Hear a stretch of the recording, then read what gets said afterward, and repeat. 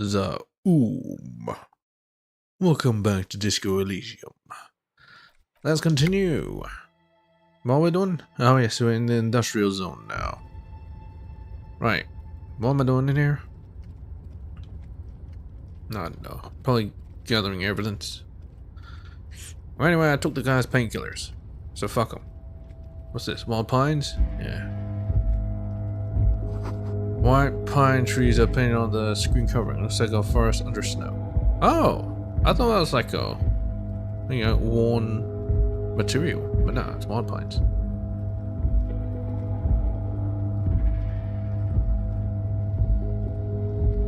The fuck is this?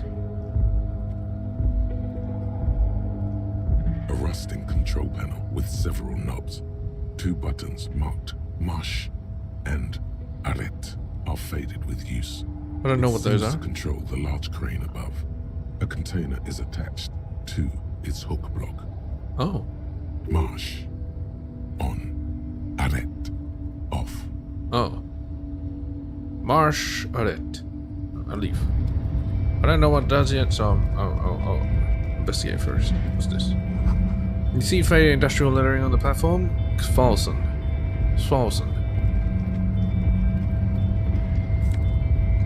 Money. Hey dude. Hey, you like this place? Yes. You got nothing, alright. Can I go anywhere or is this... Oh. What's this? The shipyard ahead is oddly quiet. The great machines are sleeping. Let me take this money. This is like a radio tower. The speaker tower is silent. Oh, speaker tower. There's no work to organize in the yard below. Working in the yard below. Oh. Guess I'll crowbar that. Mustard oil of rust comes from the chasm in front of you. Smells like blood. Blood? Yeah, because it does smell kinda...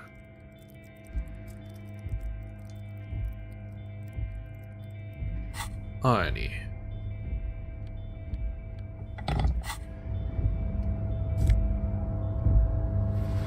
Nice, found ultra gloves. Oh wait, pop this back on. It's nice. Ultra glove series, half-light, unfiltered contact. For an ultimate performance efficiency, these found ultra series gloves come fingerless and with grippy padding covering their palms, making these ideal for quadrupedal movement or for lifting cargo. That's the first thing you come up with, quadrupedal movement. It's for grip, man. Shit. I'm just gonna look less hobo-ish. It's gonna be difficult, but I can do it. Industrial-sized thermos. Smells like burnt coffee. What? Sings container. The banner sags under the weight of the rain and snow. White waves on red. Hello. Container, I'll turn you nice and red. Container, put the logos on. Turning the containers red. The accent is so thick, it's impossible not to notice he's Ubi. From the vanishing peninsula of Ubisund on Mundi. Container, used to be Wild Pines. Container, now belongs to Everard. The tiny man is so engaged in his work he doesn't notice you. Hi. Don't interrupt the little man in his joyous activity. Just say hi. Everard, he looks after everyone. Huh? Well, hey there. How can I help you, mister? Hello, where's Everard? I see you are not a union man, mister. Did you get lost? You're not one of them scabs, are you?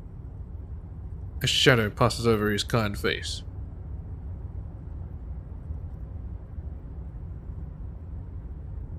What is it with you people and scabs? Actually, I am, yes. I even said so to Manana.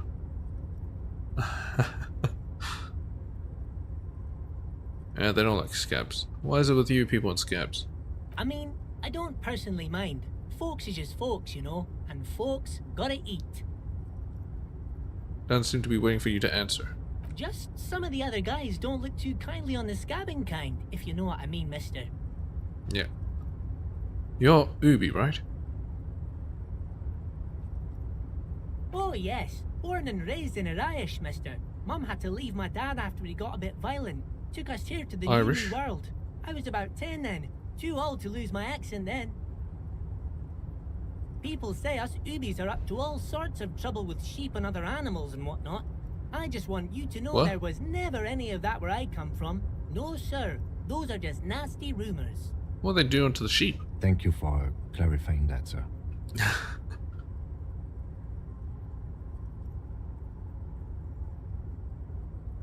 What are you doing with the containers? Oh, I'm just making some covers for them containers here. Yes I am, yes I am. So it's easier for the crane operators to spot them. Where's the containers towering behind him? What's going on here? Look at the mountains of containers rising behind him. Sure, let me ask you something else. Red chick cannot be retried. Sure, mister. About what? Where is everyone? The harbor is empty. Oh, most of the guys are down at the gates, keeping the scabs from coming in. He leans in with a confidential look. We're on a strike. The whole union is. You don't have to work when you're on strike. Ha! We haven't worked for 2 months now. Aren't you working right now? So no one is working? Not everyone is down there, of course. Mr. Evrard is in his office, where he always is. And Jean-Luc is guarding the gate. What's the thing? How'd you get through? But Titus and his boys got into some drunken trouble and Evrard sent them on a nice vacation. For a week or so. Stops. I'm eager to tell you more. Trouble did Titus and his friends get into? Got it, but there are other things I need to discuss. You know, what trouble? Oh, I'm not really supposed to talk about that. That's union business. He smiles and leans closer. Seems like he wants to say. Him and his boys stirred up something in town. Probably drank too much and got into a fight or something. I heard Mr. Everett telling them to take some time off. What did I actually do? I guess the boys got a bit too rowdy and had to let out some steam. I don't really know the details. That's just how boys are, you know.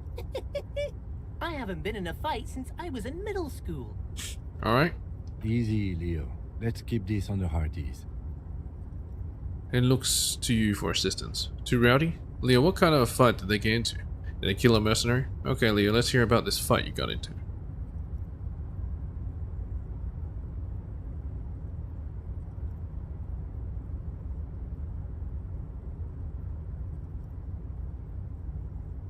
I remember I was the runt of the class. The bigger boys always used to pick on me.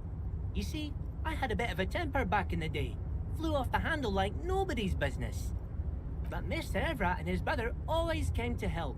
Once they beat old Noel Becker so bad he needed stitches on his head. Noel never started another fight with anyone after this. Ah, seems like the Everett brothers are actually helpful. Mr. Everett and Mr. Edgar are real nice guys, mister.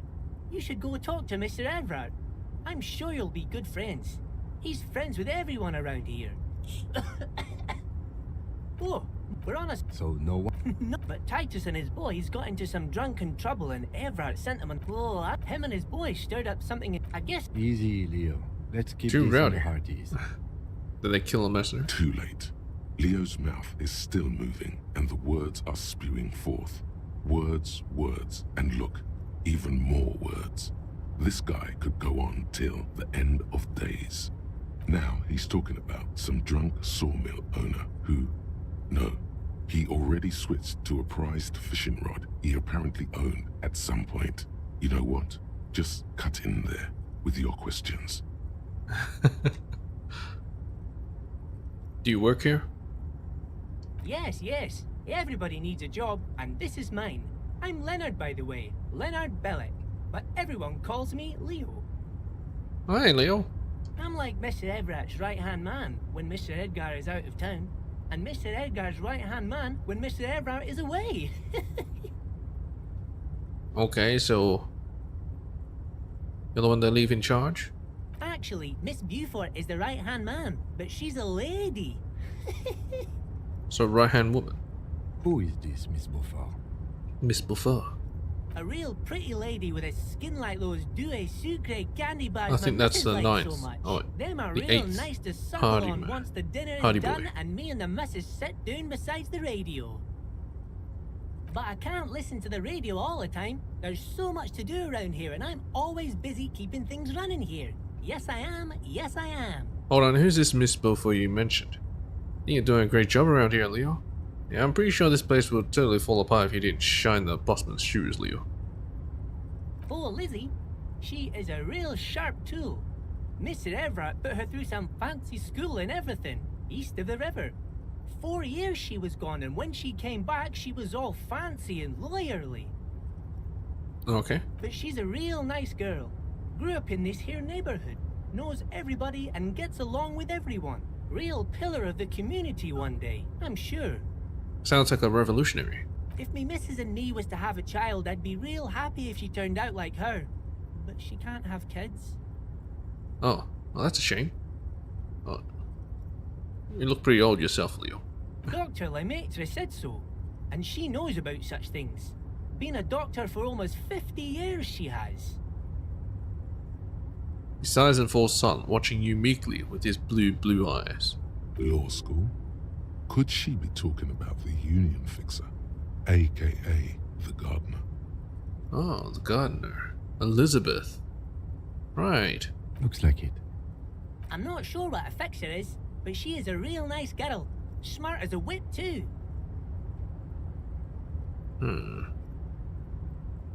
Are you the Leo who wrote the note to make more banners? Oh yes, yes. I leave all kinds of notes for myself. That old head of mine ain't so good at keeping things in no more. I almost forgot about the borscht. The borscht? What was that about the borscht? Oh yes, I've been taking special whirling borscht to the men every day since the strike started. It's very, very good. Makes a man feel so warm and happy. I feel like I could take on Mr. Renadan's boar dogs every time the lunch is done. Can I have some? Power borscht, huh? Never heard of a borscht that turns little guys into dogfighters. Alcohol, however. What do you mean by taking this soup to the men? Is it for striking? Yes, yes. I'm taking it to them. The borscht keeps them happy and in fighting spirits. Makes you all warm inside. They brew it in the whirling in rags. Whirling and rags? Who makes it in the whirling? Oh, the whirling's cook. He makes it. Them is always talking with Mr. Manana in that weird language and laughing Always together. talking to He doesn't Manana. speak what we speak. He's from Grad. Oh, right. Looks like the borscht is spiked. Gonna look into it. That's it, I just want to know who wrote the note. Oh, sure, mister. Sure. You Special do that. borscht. Yes, sir. What's in that container over there? What's a container suspended from the crane arm? Oh, that one. That should be empty as far as I know. Lots of containers here have nothing in them. They're just waiting to be loaded up. I'm looking for the leader of the Dock Workers Union, Everett. Oh, you want Mr. Everett then? He's an awfully nice fellow, he is. Him and his brother are both nice fellows. They've lived their entire lives in this here neighborhood. The cast then continues immediately. Guys like Mr. Everett and Mr. Edgar, his brother, are real good guys. Made Martinez what it is today. Mr. Shithole. Everett and Mr. Edgar and I went to the same school we did when we were boys. Easy now, Leo. I just want to know where I can find this man. Oh, Mr. Everett is where he always is. In his office, of course. What are you doing with the I'm containers? just making some covers for them containers here. Yes, I am. Yes, I am. So it's easier for the crane operators to spot them. No, I don't think I'm going to talk to this guy again, so let's just do this. Even. What's going on here? The containers in the yard are green in Wild Pine's livery, and the mountains rising behind Leo is all red in Union colors. It's like some red infection was spreading outwards from the container yard's core. Communism. There appear to be cisterns underneath the Union container covers. This looks like a massive redecorating operation, Kim. Leo, has anyone told you why you need to change the covers? Yes, they are hiding it from the inside. All the red containers have the Debarders Union logo on them. No, not really. Mr. Everett doesn't tell me all the big things. Says I go and tell them to everyone. What is underneath these red covers? Oh, I don't know, mister. They say it's some chemicals. Most of them have labels on them, I think. Chemicals. Thanks, Leo. You've been very helpful. Oh, no trouble at all, mister. No trouble at all. Little guy fares merrily. Okay, I'm off. Bye-bye now. Returns to his work. What work? He's just sitting there.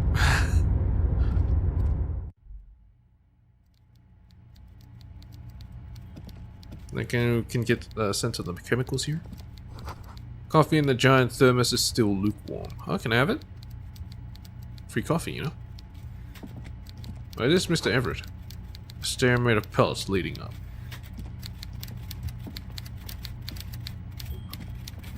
Oh. It's hard to see. Man, look at him go. Taxidermy fish that tells time. Oh, fantastic. Is this Everett? Hello?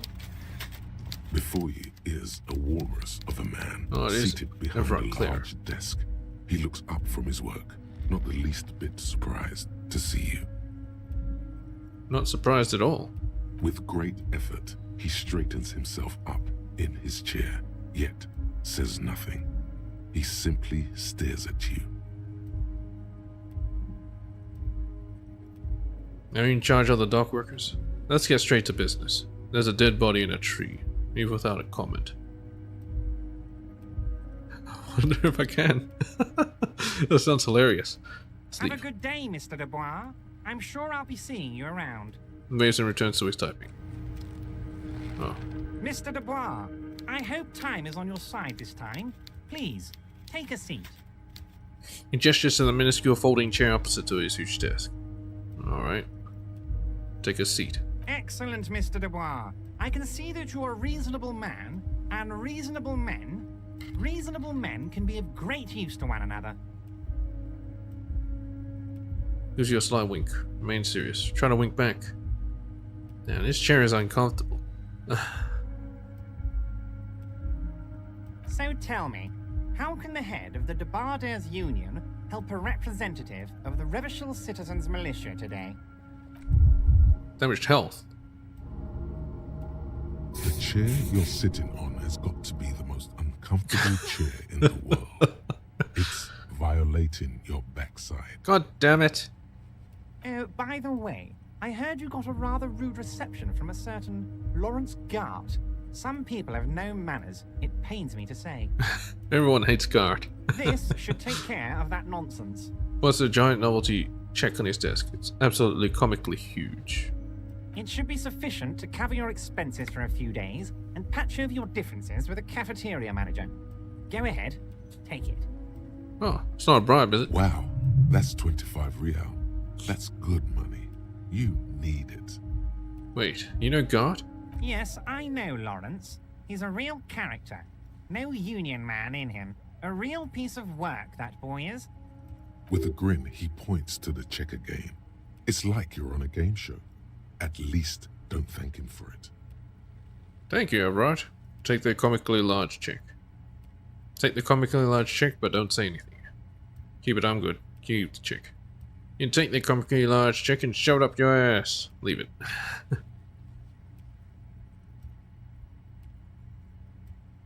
Is there anything you'd like to say to me? Or... No. No, it's cool. But yeah, thanks. You got integrity. Cool? I wouldn't go that far. I'm sure there are cooler things than delivering a comically oversized novelty check to a cafeteria manager. But, sure, if that's what's cool nowadays. What are we on about this check? Just get straight to Now, business. I'd like to set your mind at ease about one other matter. Your lost gun. Let me assure you, Union people are on it as we speak. I've got my best hounds looking for that lost gun. How do you know about it? Slug-like lips move, but all you hear is an echo. Lost gun, lost gun, lost gun. Oh shit. The world is swallowed by a black hole of fear. My morale. Only 2 words escape its gravitational pull. lost and gun. When he said, "Don't worry," he actually meant, "Be very worried." Yeah, how do you know about my lost gun? I know everything, Harry. Right now, I know that Yeah, you're my name is worried. Harry. Don't be worried. Everything's going to be all right. It's not like you left it loaded. You didn't lose a loaded gun. Local children aren't out there playing with it right now, pointing it into their own mouths. It's in a safe place. I just know it. I have a feeling everything's going to be all right. Oh, well, if you say so. It was loaded. There were 2 bullets in it. You always keep at least 2 barrels loaded. Kim? Kim? Composure. Don't panic. 3%, I got this. God, Oh, you're God. sweating. Your knee is jerking. You're about to cry, aren't you? You're about to cry because you lost your gun and those children are gonna shoot themselves with it. No, I'm not about to cry, trying to stay cool. So what, men can cry too? You want to cry? God, you're weak. Whatever you do, don't cry. He'll think you're disgusting. Mr. Dubois, you don't look so good. Critical. What is this, Mr. Dubois? He keeps repeating. Yeah. What is he trying to pull here? You need to cool the fuck down. Chill. Mr. Dubois. He called me Harry. Mr. Dubois! Mr. Dubois! Harry! You're in some stupor. Keep sliding down the chair like a jello shot. And now, Harry, let your mind go into a safe place. You keep sliding down the chair like a jello shot. Mr. Dubois, are you okay? Can I get you a glass of water or something? Are you having some kind of medical emergency? Maybe you could use your hands somehow, in a kind of throw-in motion, like you're throwing that Mr. Dubois act right back at him. He's Mr. Dubois. Nah, I'm good as it gets, Mr. Dubois. Vaguely gesture with your hands above your head. Oh yeah, man, I'm fucking great. Keep sliding. Actually, this chair is uncomfortable. I could use that glass of water. Sit upright. I'm melting. Yeah, this chair is uncomfortable. I could use a glass of water. What an odd demonstration of... you got me, Harry. I don't even know what. As entertaining as it was, I'm afraid we're wasting our time. And I'm an extremely busy man, as I'm sure you are too. Yeah, what the hell? What the hell's going on? Okay, enough. We are here to ask you some questions pertaining to a murder investigation. And my gun. Quick, here's your window. Get yourself together and ask him questions. Police officer questions. Now, let's talk about my lost gun. Yes, your lost gun. My best men are on it. They're turning every stone, searching every playground, asking kids, grandmas, everyone. I don't think that's a good idea. Your gun will be found, Harry. Let me assure you of that. It's just a matter of time and effort. The only way to find it seems to be working with him. He might even be holding your gun hostage. Hold on, could he really be holding my gun hostage? I'll not be blackmailed with this gun business. I don't care about my gun, keep it. Does this mean if I do things for you, I'll get my gun back? Who knows? Only one thing is certain. If you work with him, you're going to get it back. And working with him might be the only way to do it. I will not be blackmailed with this gun business. Harry! I was only trying to be tactful. A lost gun is a dangerous thing.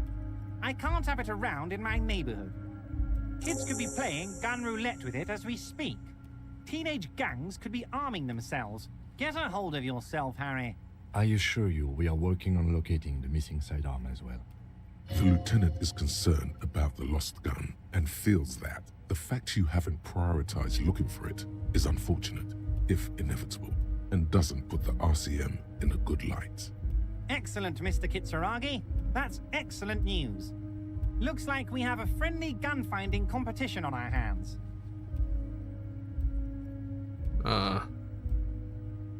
Could you help me get a dead body down from a tree? You might have noticed there's one hanging on a tree behind the hostel cafeteria. Oh my. Don't take this question personally, but why would I get involved in this matter? Mr. Clare, the man was hanged with a cargo belt. A steel-reinforced cargo belt. It's safe to assume the Union had something to do with the murder. Besides, getting the body down would benefit all of us. It's a stain on the neighborhood. Yeah, the belt thing. See nothing. You're a community leader. Help your community out. So I study the footprints of the crime scene. Worker boots. I can certainly see how having him up there might start affecting some real estate values.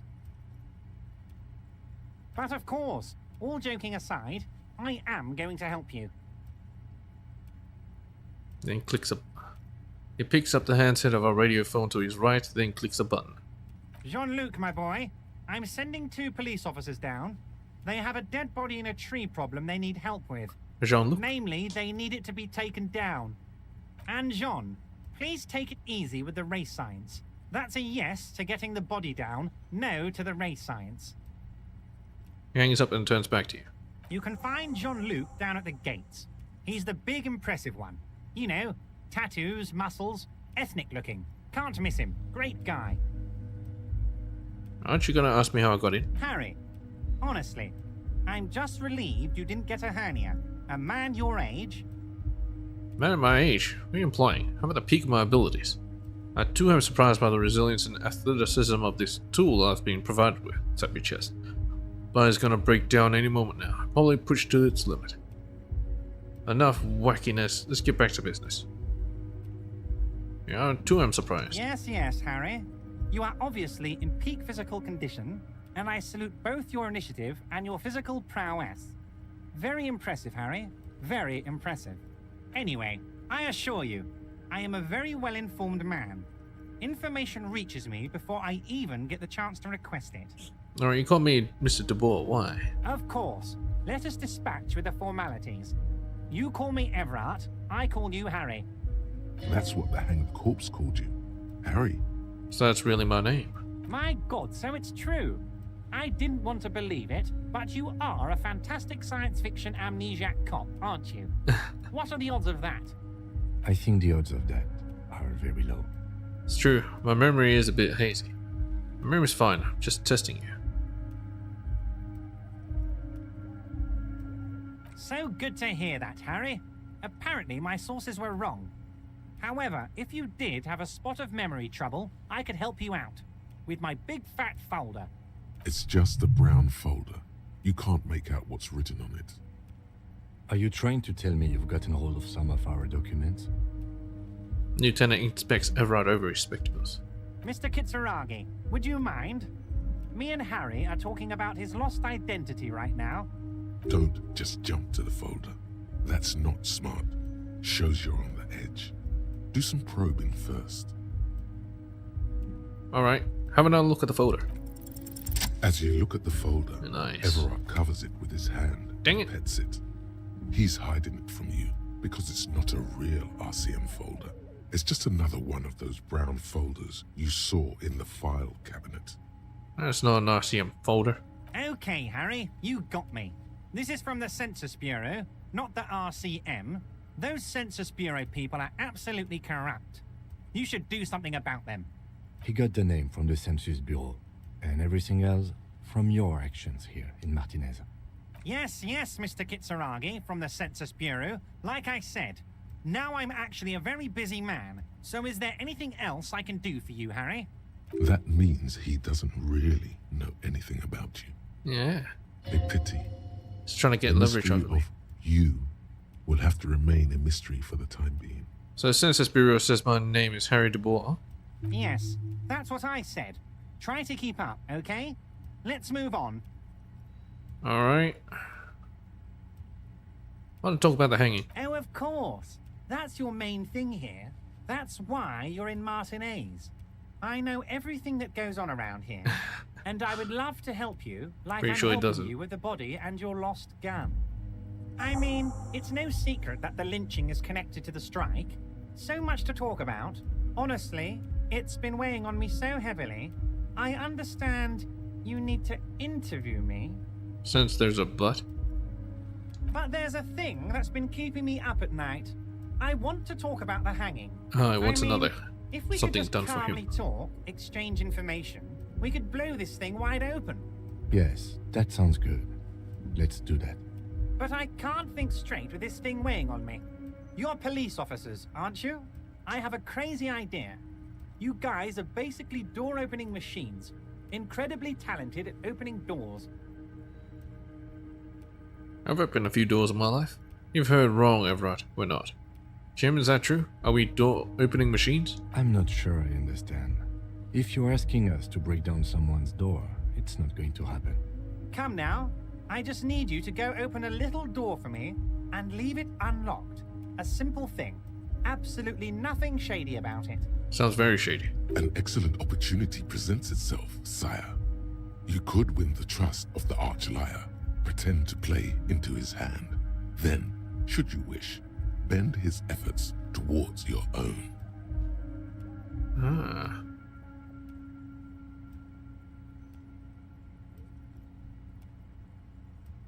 Why don't you just open it yourself? Harry, I'm a very busy man, and more importantly, I don't have that extraordinary physique you do. You look like you could run around all day. I can. You want to send someone a message that the police are working for you. I repeat, I'm a very, very busy man, Mr. Kitsuragi, and therefore I must occasionally enlist outside help. So what will it be, Harry? Whose door is it? Oh, no one's. It's just a weasel. A weasel lives there. Nothing for you to worry about. What do you mean by a weasel? Okay, but you don't know anything about the hanging. Harry, my dear friend, I am what people call a local bigwig. I know everything that goes on in Martinez. What do you mean by a weasel? A loud blabbering weasel. When weasels feel no one is watching, they start acting foolishly. He removes his glasses and rubs his nose. Just go there, unlock the door, and leave it open. It's been such a burden on me, Harry. I just want this to be over so I can discuss business with you. Puts his glass back. Damn it, fine, I'll look into it. We need to talk about that murder. Fantastic, my friend. Just let me know when it's done and we can take our friendship to the next level. Flicks his fingers. You can get the key from Manana. He's down by the gates. Manana's like a free agent in the Union. Special operations. Hardened socialist. A real free thinker too. He'll tell you precisely where the door is. One last thing, Harry. Just open the door. You don't need to go in or anything. I just want that weasel to come home and see the unlocked door. Okay. I'm looking into your shady brew. I don't know what that means, Harry. Shady brew? There are so many moving parts in my operation, I can't keep track of them all. You know what? Don't even tell me. Whatever it is, do it. Surprise me. Just one thing. If you can, make it even shadier. He sincerely has no idea what you were talking about. And he doesn't care either. Alright. I met Joyce, the company representative. Oh, that's very nice. I haven't gotten around to her yet. I'm very, very busy, you see. I hope you're getting along. One thing I want to make very clear, Harry, is that this is not some kind of union versus corporation situation. Everyone is just pals here. Alright, just pals. We're all trying to do what's best for Martinez here. Don't feel like you can't cooperate with her because you and I are such good friends and I'm helping you get that nasty body down from the tree. And with finding your lost gun. I'm not a jealous guy. Still made so many favors. What happened to the previous negotiator, Mr. Gaumont? What do you mean, Harry? Nothing. I let him go. You made concessions for the company in previous negotiations. Why would you let an ally like that go? He's an old man, Harry. I wanted him to spend more time with his family. God knows how long he's got left. Called him a midget. Harry, I have little people in my organization. I would never call someone a midget. What is this? Honestly, I'm beginning to think you're a midget, Harry. I'm only kidding, Harry. You're not a midget. No one is. We're pals. It's hard to say if he really lost his temper, or if this is another one of his tricks. This man almost never angers visibly. Nice. Joyce said the previous union leader vanished under suspicious circumstances. Everyone, Joyce seems to think Everett, Joyce seems to think the union is lowballing her. Why don't you let her in to see you? If she actually wants to see me, she will find a way. Any good negotiator would. And I just don't have anything to discuss with a bad negotiator. Vanished? Harry, the woman left her casserole in the oven and couldn't make it here in time for the voting. Oh, did I leave my casserole on? Better go home and check. The election can wait. When she got back, the whole thing was over. Wait, there was no mention of a casserole from Joyce. Funny, Joyce didn't mention any casserole. Harry. Do not fixate on this little matter. Maybe it was a rabbit stew, or a hairdryer, or an iron. The point is, her heart wasn't in it. Mine was. Lowballing her. Yes. Low-balling, of course. This isn't a casino, Harry. Real people, real livelihoods are at stake here. But everything's a casino for those rich types. His expression makes it clear. This is childish and irresponsible behavior. Okay, let's talk about something else. Of course, Harry. Let me just assure you one more time. It's perfectly okay to share anything we discuss here with this Joyce. This is a completely transparent organization.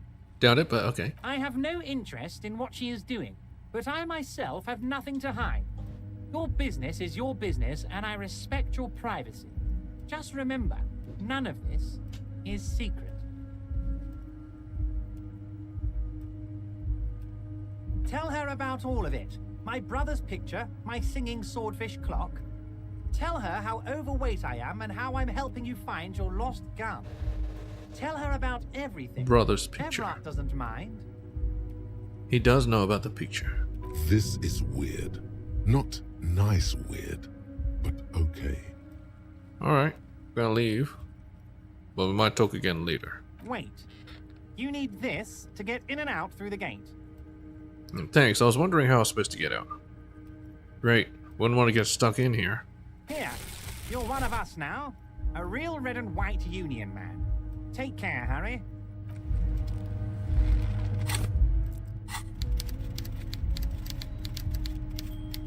Happy couple.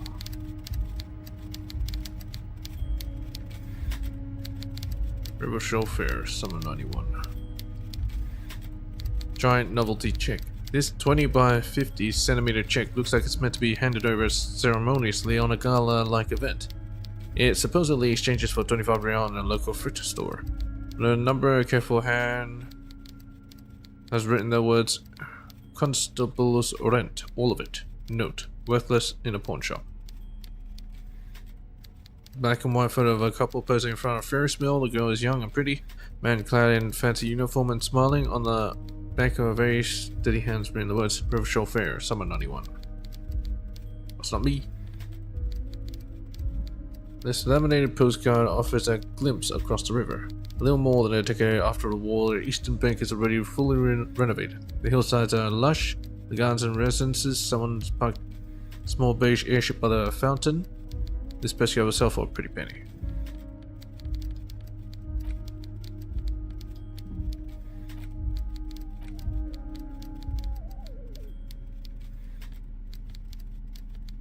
It's just a racist mug. What's there to read here? Not much. I want to get into that mug talk again. But it will not happen. The mug talk is exhausted. It is time to return to work.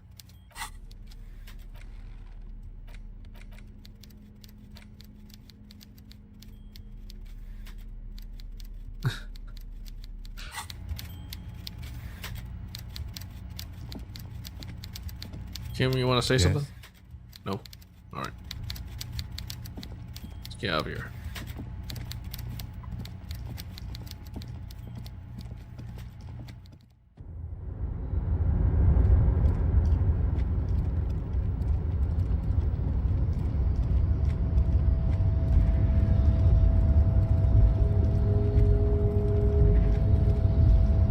Not sure if I want to activate this.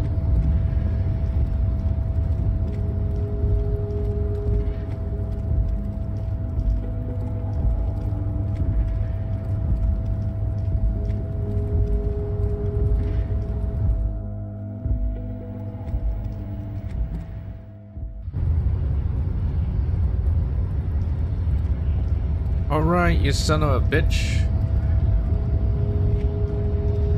You gonna move now? Your race descent has only worsened since I last saw you. You have really let yourself. Everett told you to help us get the body down from the tree. So it was. You surmounted the harbor wall in a display of athletic prowess to reach my superior. Then had him give me an order. I salute your cunning, and I will remove the body from the tree with my bare hands. Yeah, whatever, just go. You're so noble, Measurehead. Shut the fuck up, bitch. But while I am gone, someone must stand guard on the bridge. That someone needs to be you. Both of you. Lieutenant, what if we don't want to do that? This is the uncomfortable result of not taking it down ourselves. I can live with a compromise. Listen to your little friend. He is wise in his childlike way. His mysterious race may yet prove fierce competition to my heroic haplogroup. Okay then, wait here while Measurehead goes. Babe, see that they stay here the whole time.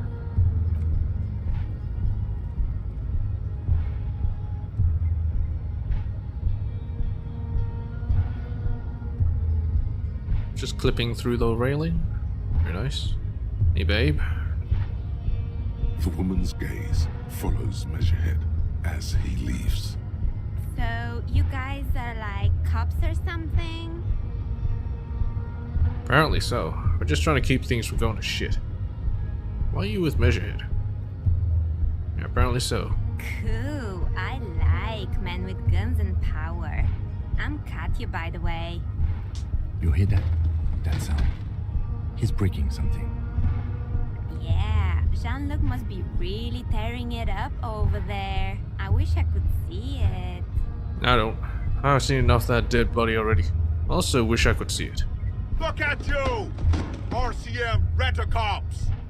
Guarding that bridge like Everett's lapdogs! Is this where it's at now? The RCM is for sale! And who are you? What is your business here? Why are your clothes 4 sizes too small for you? I'll work with whoever I want. Yes, I am unbelievably corrupt cop. I am corrupt every opportunity I get. That's none of your business. I'm so corrupt that... A shrill laughter interrupts you, echoing across Martinez. It's Kuno. It's Kuno. Then, is he gonna get bashed in by, Jean-Luc? the man turns to look behind him at the behemoth appearing around the corner, approaching him, walking past him.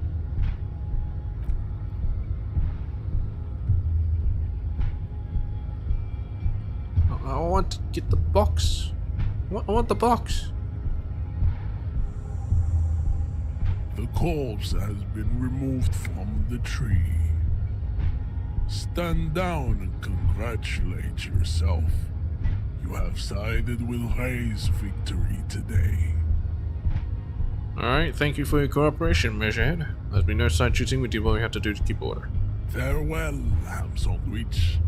You are a Union man from now on. Okay, I gotta talk to Monaco. This guy. Hello. So, how'd you like our harbor? Was nice enough. Labor utopia. Complete shit. It's but a rest area on the path leading across open plains. Notes solemnly, then turns to you, a wide smile adorning his face. Right. You talk to the boss, eye to eye, like men of the plain. If you have any more questions, I'm set to talk. Everyone said you had a key to a door. A key, huh? What door is this key supposed to open? It said it belonged to a weasel. I was hoping you could tell me. I don't know, some whistleblowers, I think. Oh, say no more. I got you. I got that key right here. And let me tell you, it's mighty good of you to help us out during the strike. Working class solidarity, as they say. I saw an opportunity and I took it. I'm a hustle grinder. I heard something about a weasel and it didn't sound like a local polo weasel, if you know what I mean. Wink. I'm opening this door for myself, I'm opening it for all the working men. Not really doing this for political reasons. I sound like a local polo weasel. Polar weasel? Oh, I know what you mean. I'm pretty sure he's actually Occidental, though. So you're gonna be committing fratricide, my racist friend. Fratricide? What you're looking for is a basement door behind the greenhouse. Ah, That's that one. behind the whirling in rags. That's all I know. Our organization is what you call compartmentalized. Means we keep out of each other's business. Okay, but where did you get the key from? The janitor gave it to me. Nice fella.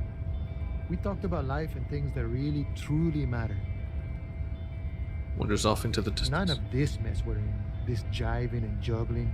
What's it for? To feed our children, I guess. Anything else I should know about the task? This weasel person? When he'll come home? I'm more of a philosophical dock worker. I like to talk about the big picture stuff. Who I am, who you are, what got we a are philosopher fighting here. for. Man takes a big sip from his flask. Who he is and what they're fighting for? This is interesting. Yeah. Do you actually know anything about the Hardy Boys? Los Ardis? They're an independent militant group. A bit too high-strung, but it comes with the responsibility. They're sort of like you. Preserve the rule of law and all that. Except it's Everard's law. But really, they're just like you. Why are you striking? We're negotiating our share. Your share? Aye. Seems pleased with himself. Wait, so not wages, pensions, or how large a share would you like? Okay, no, economy stuff. I want to talk about something else. This stuff, they already covered. Already covered. Shouldn't you be grateful then? It's a lot more than most people here have. So you've got the benefits, that's something. However much you feed the wolf. Never grateful. Were we ever grateful, we'd have nothing. You fight for every piece. How large a share would you like? All of it. However, right now we want all the harbor workers to be on the company's board, so they could take part in the decision-making process. Are you a communist? No. I don't think I'm a communist. Seeing something of value and saying I want it all to myself is a much older and simpler notion. No science to it at all. Even a weak child can think it. The only things holding someone back are That's I greed. can't and I shouldn't. Well, the stuff you do aligns admirably well with the World Republic. Why not call yourself a communist? Right on, brother. You shouldn't take what's not yours. Well, I don't have anything to add to that. Right on, brother. Just the way the world works, Boyadero. The bossman Everard. What can you tell me about him? I think it's best you make up your own mind now that you've met him. In my eyes, he is a capable organizer and a decent businessman. What does bossing the union entail anyway? I guess you kind of get to be the village chief. He oversees the harbor, makes deals with the owners or other relevant parties. Watches out for his own. By that, you mean corruption? By heavens, why would he not be corrupt? We live in a harsh and disordered world, see? And in this world, the old man is corrupt for our benefit, and we know it. Appreciate it even.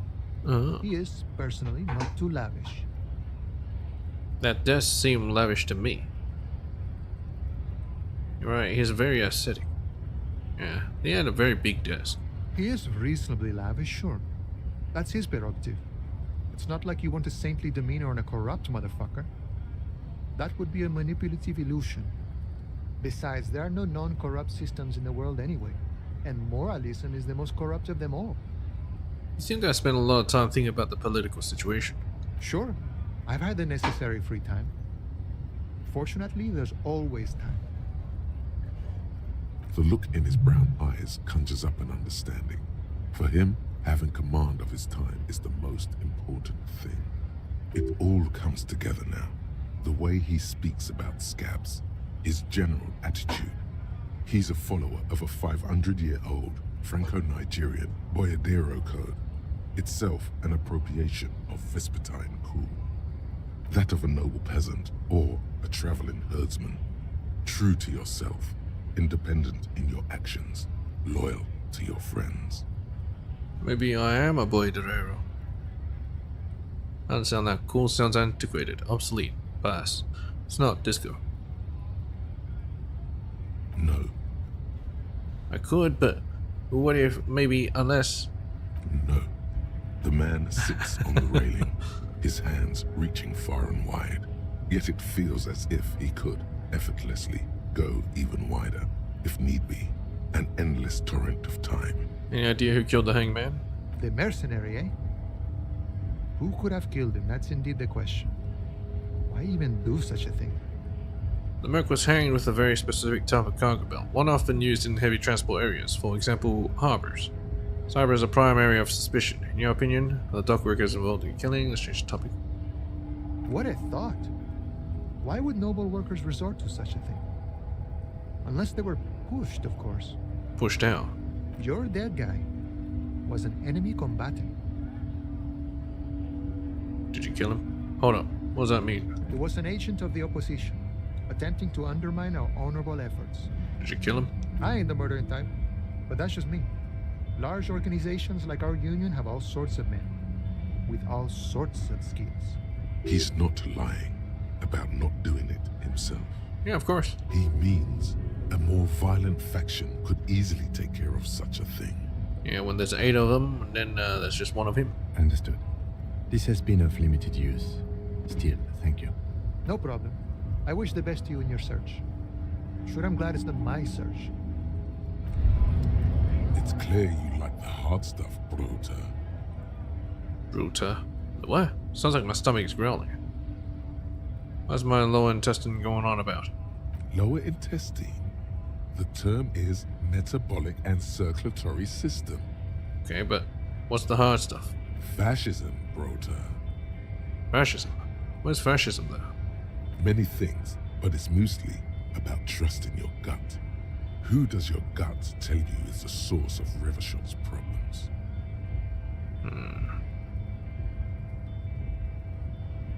Partners. Yes, them, but also women. Women. Women, men of war. You don't like them. They're insane. Their idiocy needs to be scrubbed off this world with rubbing alcohol. Woo men need to go back to the fucking kitchen. What? That's what fascism boils down to. The rest is also important. But the main thing is that woo men need to know their place. Am I having some kind of stomach seizure? Stomach truth. You're having a stomach truth. Why am I getting this? Because you've said the hard things that others won't say. I said right Good on, brother. things, you've said them many times. Fascism sounds so bad, though. What if we call it something else, like traditionalism? Okay, yes, let's call it that. Good thinking. Okay, stomach, I've made up my mind about fascism. You're going to keep your views, right? Keep your views, Brota. I'll keep my views for the glory of the Revacholian nation. No, fuck yeah. Absolutely not. I'm not going to be played up by an upset stomach. There's a slow, painful growl somewhere in your intestines, knocking on your alcohol-engorged liver. It is one of betrayal and disappointment. We can suck it. Hey, you fuck. Were you yelling before, huh? Right to work! Alright, whatever.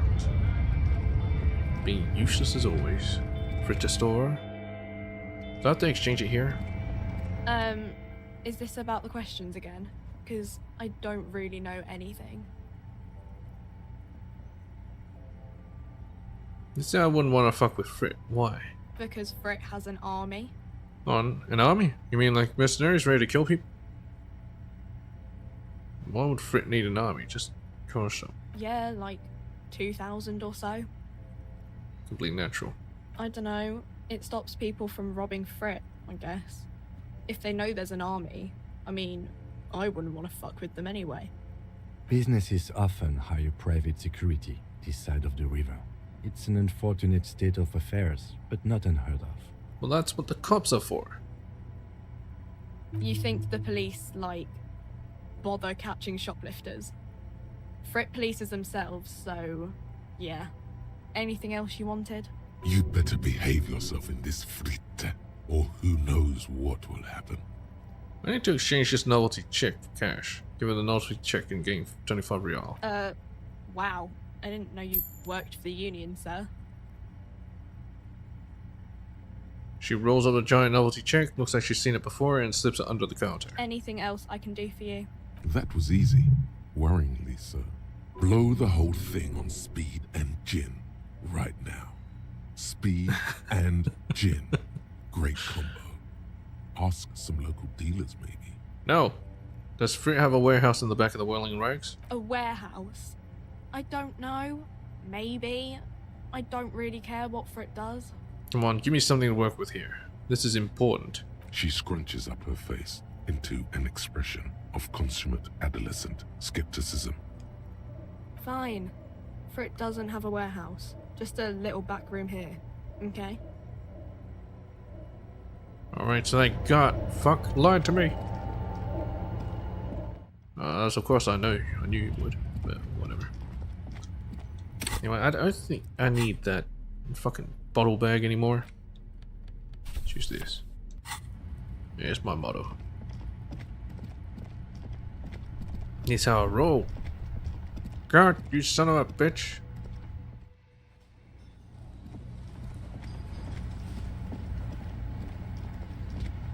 Can I help you? Another thing. Yes? Okay, I can't actually talk about it. Just a shame. The man ponders his cooking utensils and gives you a little nod, acknowledging your presence. Leo said you're friends with the Manana, is that true? The mention of mañana gets his attention. He smiles and delivers a whole slew of unfamiliar words and lively gestures. Then he falls silent again. What's in that bush you're making there? The man says a couple of sentences in that strange language of his, and then seems to wait for you to speak. Yes. Nod. Boss need more vodka? Picks up a bottle from the shelf. Okay, so it's vodka that keeps the men happy and in good spirits. Clever move by the Union. Of course, vodka. Now that makes a very, very special borscht indeed. Turn it up and then ask for some yourself. Turning it up seems like a dangerous idea. Honestly, the place is a powder keg. No vodka. Turn your fingers cloud clockwise. Cut it out. Cut it. And then they're cooking to you, sure, go have business.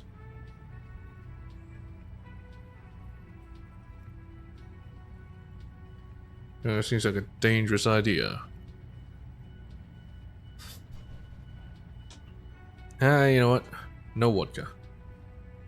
The cook gives you a long, disappointed look, then turns the stove off and seems to wait for you to speak. I don't think anything else. Stay masculine.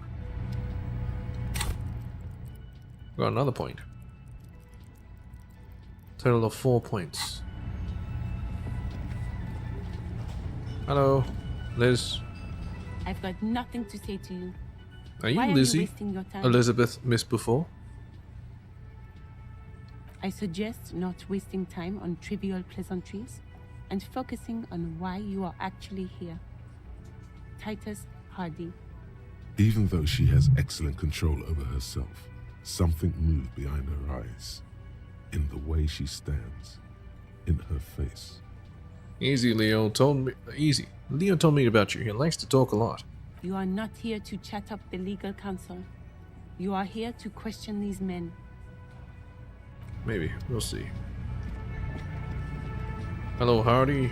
Looks like the circus left town, but the clowns are still here. Does not look happy to see me.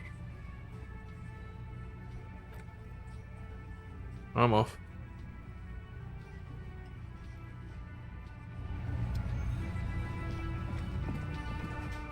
Gonna weigh the bodies down.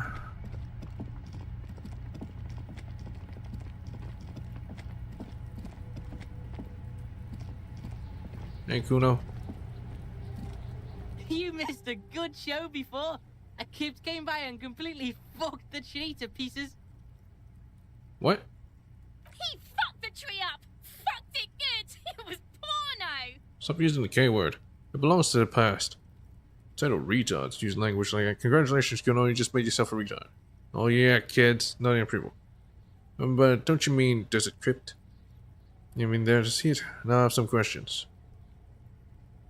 Watch out, Kuno! He's trying to crawl up your ass! Kuno knows which crypt Kuno meant. Kuno knows all the crypts.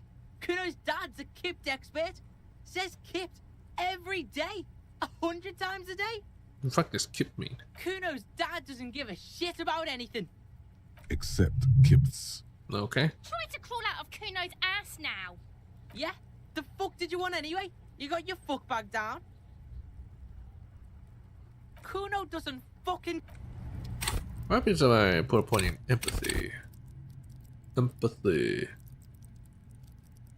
Alright. Understand others about your mirror neurons. Fuck does Kuno care? Legendary 14. Still gonna be hard. Kuno... I'll find out more stuff first. He really did screw that tree up. I'll die before I squeal, pig. Listen, Sean, that course made me puke twice. I was wondering why you don't. Stay away from me, pig! You don't want to see what happens when you corner me.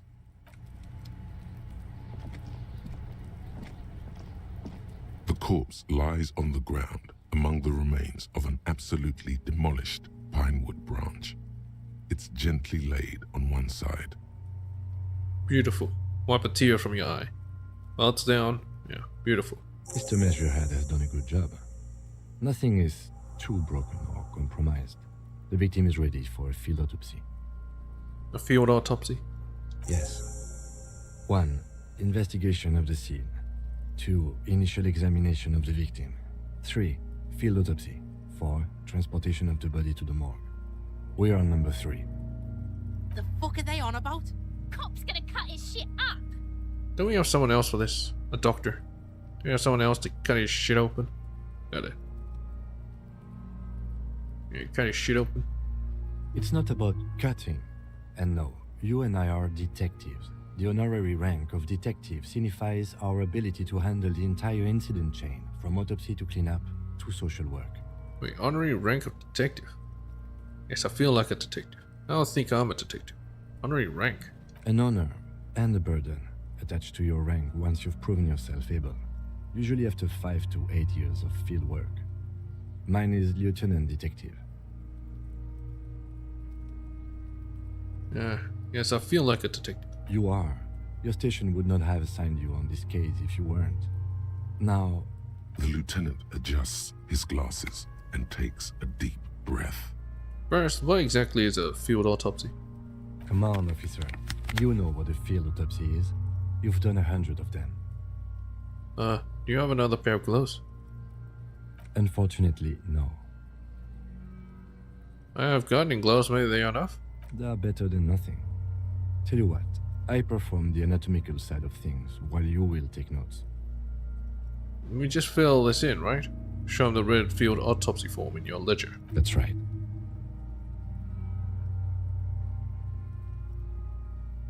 Leave.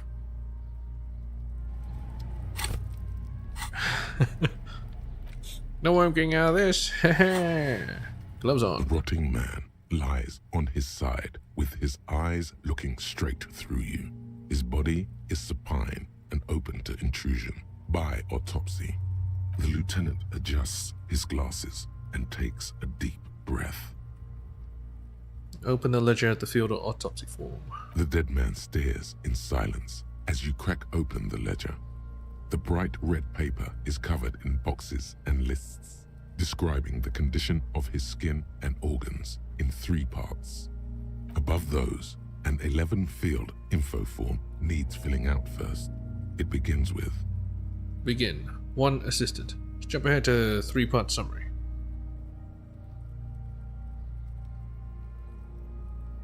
No. Let's fill out the info form first. Okay, 1 assistant. That's you. Right, Harry DeBoer. Leave it empty. Yes, leave it empty. The corpse lies there, indifferent to your retrograde amnesia. The next box says... Coroner's case number. KK57-0803.0815. How do you come up with this string of numbers? It's probably date and time. Next. Name. NA. Next. Date of birth. NA. Age. Roughly 50. Right, 50. The corpse looks ageless, like meat on a hook. Race. Mondial. Right The down. pudgy mess of curdled meat looks neither mondial nor anything other. Sex. Fucky, fucky! Male. Pigs can have sex? Right, fucky. He's gonna have sex. Fucky. Naively, the lieutenant does not double-check your notes. Date of death. We're still going with March 4th. 51. Alright. 4351. What else? 9. Body identified by is non-applicable. 10. Case number is the same as the coroner's case. KK57 0503 0815 listens motionless, with the cargo belt still around his neck. Only one box remains. Evidence of treatment. None. At least not after the initial examination. What exactly is treatment anyway? Interfering with the body's position or wounds post-mortem. I'm not so sure. Did the footprints look like it was carried over? They'd have to have incapacitated and carried him over. This man was more than a match for untrained dog walkers. He places his hand on the dead man's chest as if in preparation. Your central nervous system recognizes this gesture. It's the stations of the breath. Ecclesiastic, religious in nature, a holdout from pre-DeLorean burial rites. It takes him 2 seconds to perform. Then, somewhere in Jamrock North, a small wood shed behind Rosencrantz Row, Lieutenant Nick Feuerbach puts his hand to the chest of a small corpse, no larger than a monkey. It's raining outside, light drizzle. There is darkness in the shed. Small corpse. Elsewhere yet, an obese female sits in a wicker chair, her silhouette bull-like against the window. Outside, Grand Coudon. The day is turning dim for Sergeant Mac Dawson. Hand extended, he approaches, to make sure she is dead more than anything else. The building is tall, 7 stories, wind-wrapped in solitude. Most of the apartments are unoccupied. This was a suicide. The other, an accident. The small one. And so, all across Jamrock, Coal City, GRIH, 42 deceased persons found today. 42 stations of breath. We should start the post-mortem. Turn the page. The corpse cannot feel Kim's hand on his chest. It no longer meaningfully interacts with its surroundings. A thicket of boxes and lists on red copier paper tries to answer why. External examination summary. Clothes. The deceased wears armored boots and white briefs. The make of the briefs is Babrodine, I think. Let's see. Turns the body onto the side to check the underwear label. See, it's happening. Babrodine, yes. Inexpensive. Size M. Color white. The disappointment is palpable. The red-haired thing was expecting something more lurid. Write it down. The rest of the clothes have been removed post-mortem by scavengers in order to get to the victim's ceramic armor. Officers are in search of the missing pieces. Removal of the boots is left for processing. It would be clever of you to omit the boots altogether, sire.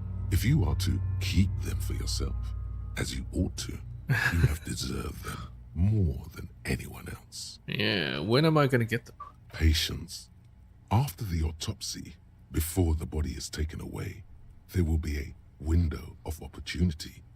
After the lieutenant has gone to sleep. I hope this has helped you, my liege. Omit the boots. The boot has a serial number. It's E50.100.100. The lines between the plates are in the shape of the alpha numerical. The number is purposefully concealed by the design. Write it down. Tattoos. Stands up, feet planted on either side of the body. The upper torso is covered in a single continuous tattoo, resembling a national pattern. It reaches from the right shoulder to the heart. The ink is blue and white. The assistant has a color photograph of the markings, to be added to the case files as document A1. The photo is taken on the scene, using a Trigat Mini. Write it down. The deceased has a belt for airlifting cargo around his neck, tied with a hangman's knot. Color, yellow. Length, 3 meters. There is a buckle on the other end. Write it down. Well-nourished, athletically built, measuring 1.8 meters.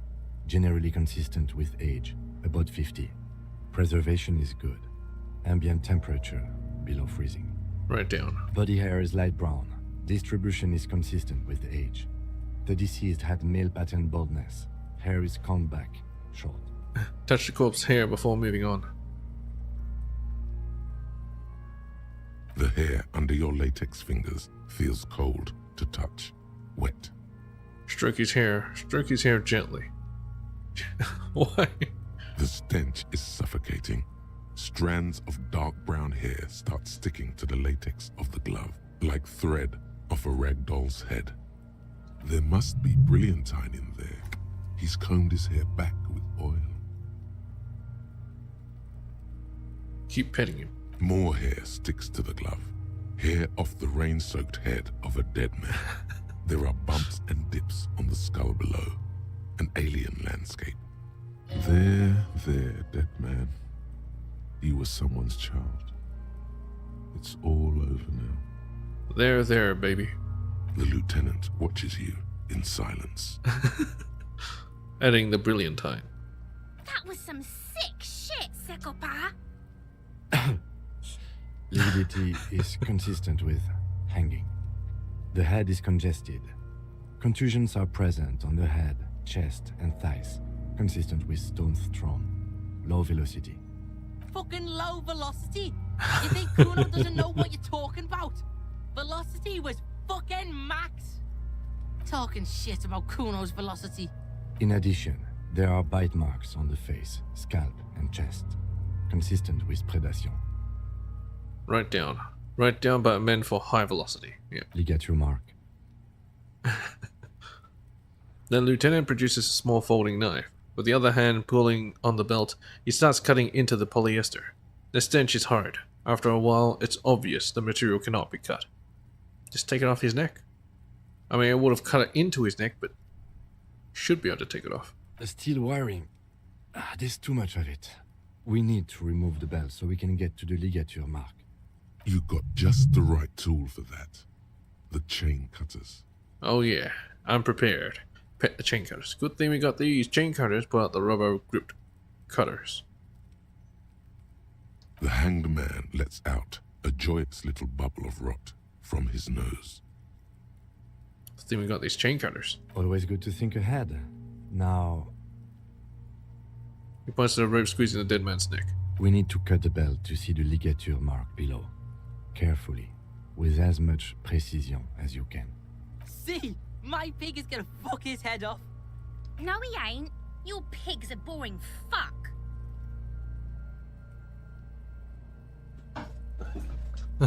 Not your pig, Kuno.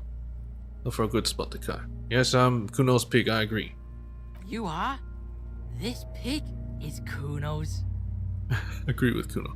Look for a good spot to cut. The belt is equally tight around the whole circumference of his neck, swelling over the edges like white bread rising from the east. The east? The knot is the weak spot. The chain cutters fit in there. 7%. Steady now, like a flower arranger. 2 cuts and it should come loose. Cut the belt off. After some deliberation, you sink the cutters into the knot tying the belt together. You squeeze the rubber handles together, sweat forming on your brow. Press down. Snap. The knot is slashed. Another cut and the belt falls apart like a flower bouquet, revealing the dead man's neck and the dark red ligature mark around it. The rope rises to a point, leaving a gap in the ligature mark. The suspension point is in the back of the neck. Lieutenant has kneeled closer, running his finger along the dark red groove until there is a gap. Hemorrhaging is observed on the skin, above and below the ligature mark. The mark is well pronounced, consistent with a drop from 1 or 1.5 meters. Ah, I see. Write down. Chest is intact, normal contour. Abdomen is protuberant, pelvis intact, genitalia. He pulls down the man's underpants. No! Let's get out and see! I fucking knew it! This is clearly what they've been waiting for, ever since the autopsy began. The lieutenant is trying to make it as boring as possible. Genitalia is male and unremarkable. No evidence of injury. Write down and move on. Now inspect the genitals. The dead man's penis is average-sized, congested from the downward collection of blood. The testicles are uneven in length, hanging underneath. The genitalia is greenish. Marbling is present around the crotch. Write it down and move on. Back is symmetrical and intact. Upper and lower extremities are intact, but asymmetrical. There are combat injuries on the right hand, thigh, and hip. In addition, I see smaller, residual scars, too numerous to count, covering about 30% of his skin. That's a lot. Last item, hands. He takes the man's right hand in his, inspects it, and then moves on to the other hand. Pick up the hand.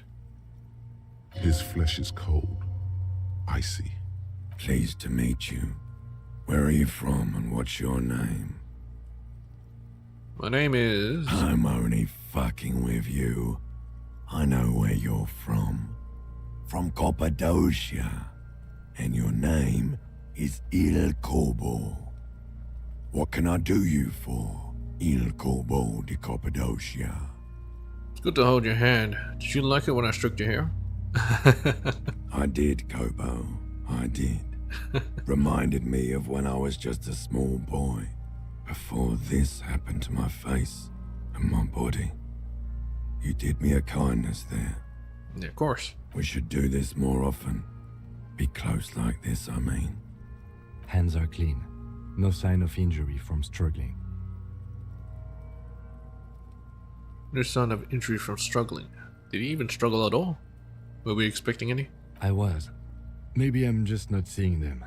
Honestly, this stench is making it hard for me to think at the moment. Write down. Ooh. That's all for the external. Well done. What next? Internal. the good part. Central nervous system. I have nothing.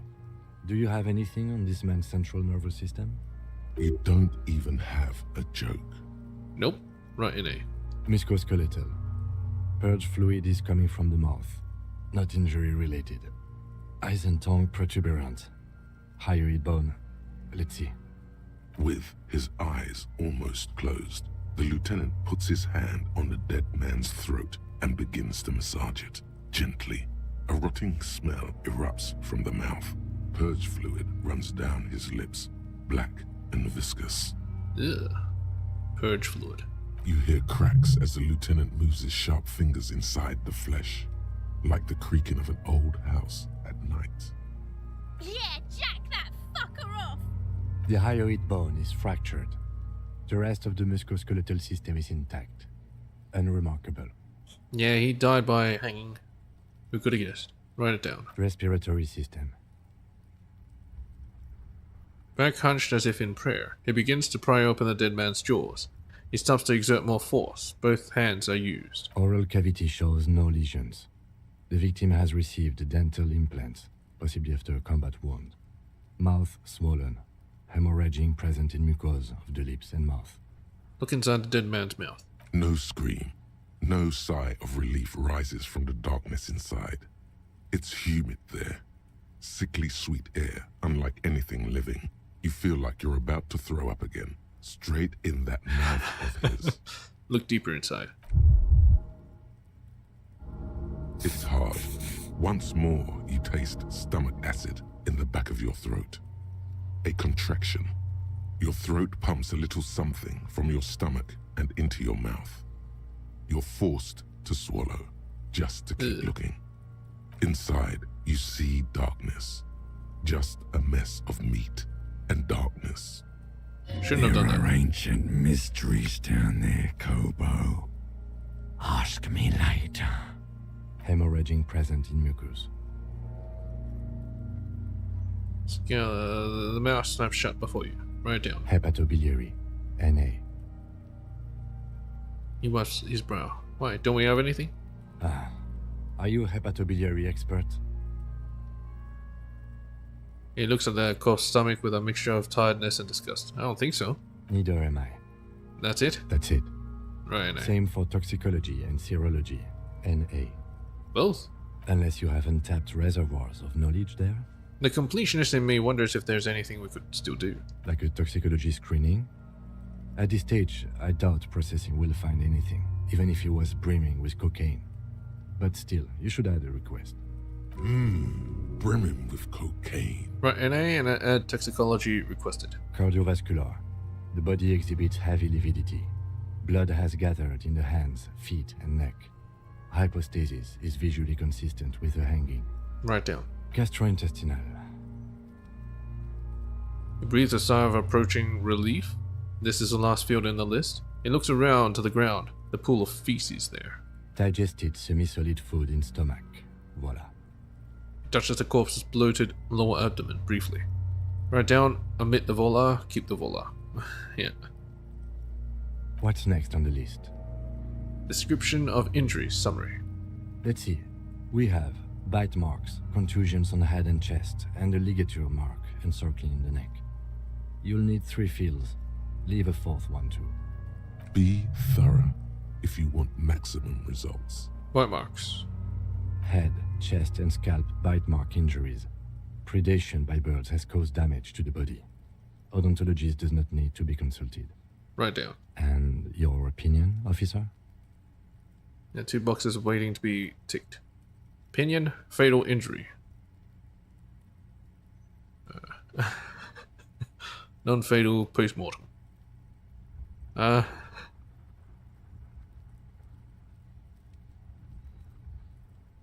non-fatal post-mortem. Agreed. Next injury? Contusions. So, the scalp bleeds from a post-mortem head injury, a stone. The injury does not have the rim of an early inflammatory response. No The ready. perpetrator on the scene has confessed to causing it post-mortem. At maximum velocity, fucko! Has confessed to causing it at maximum velocity. Run it down. Coagulated blood sticks to his scalp and chest, where the countless stones have hit the dead man.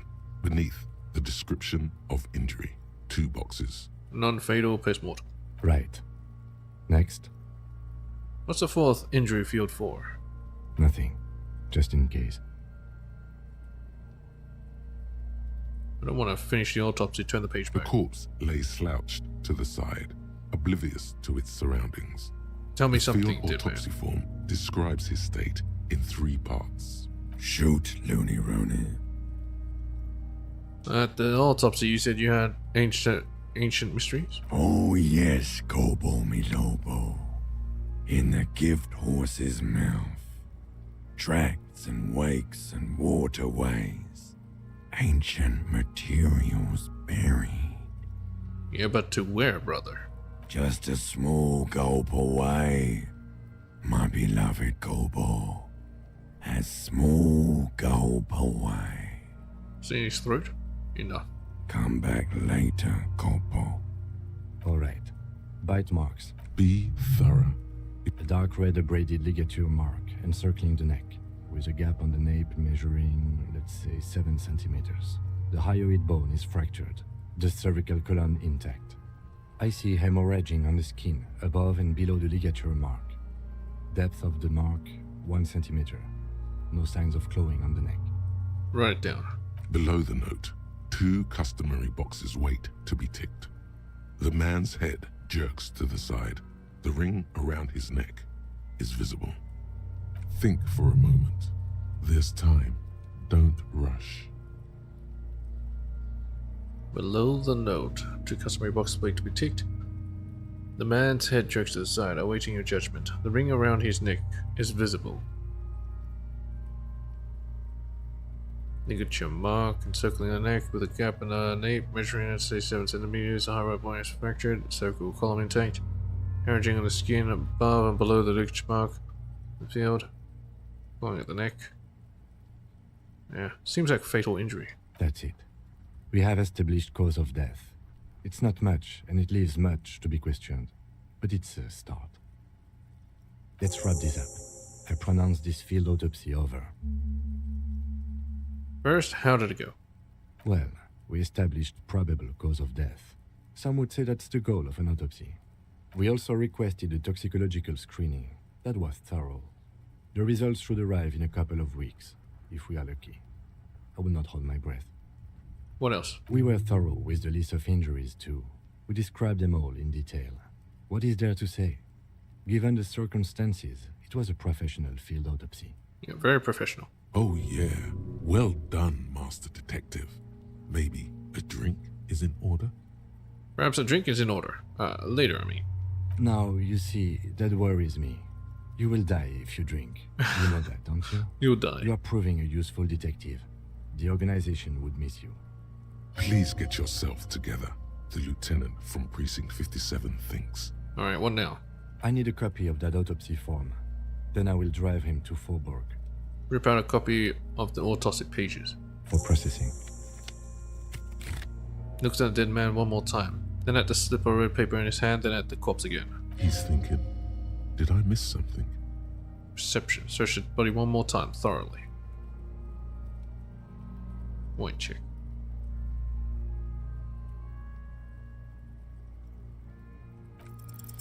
You run your hands over the victim's cold body, his limbs, his torso with its swollen organs.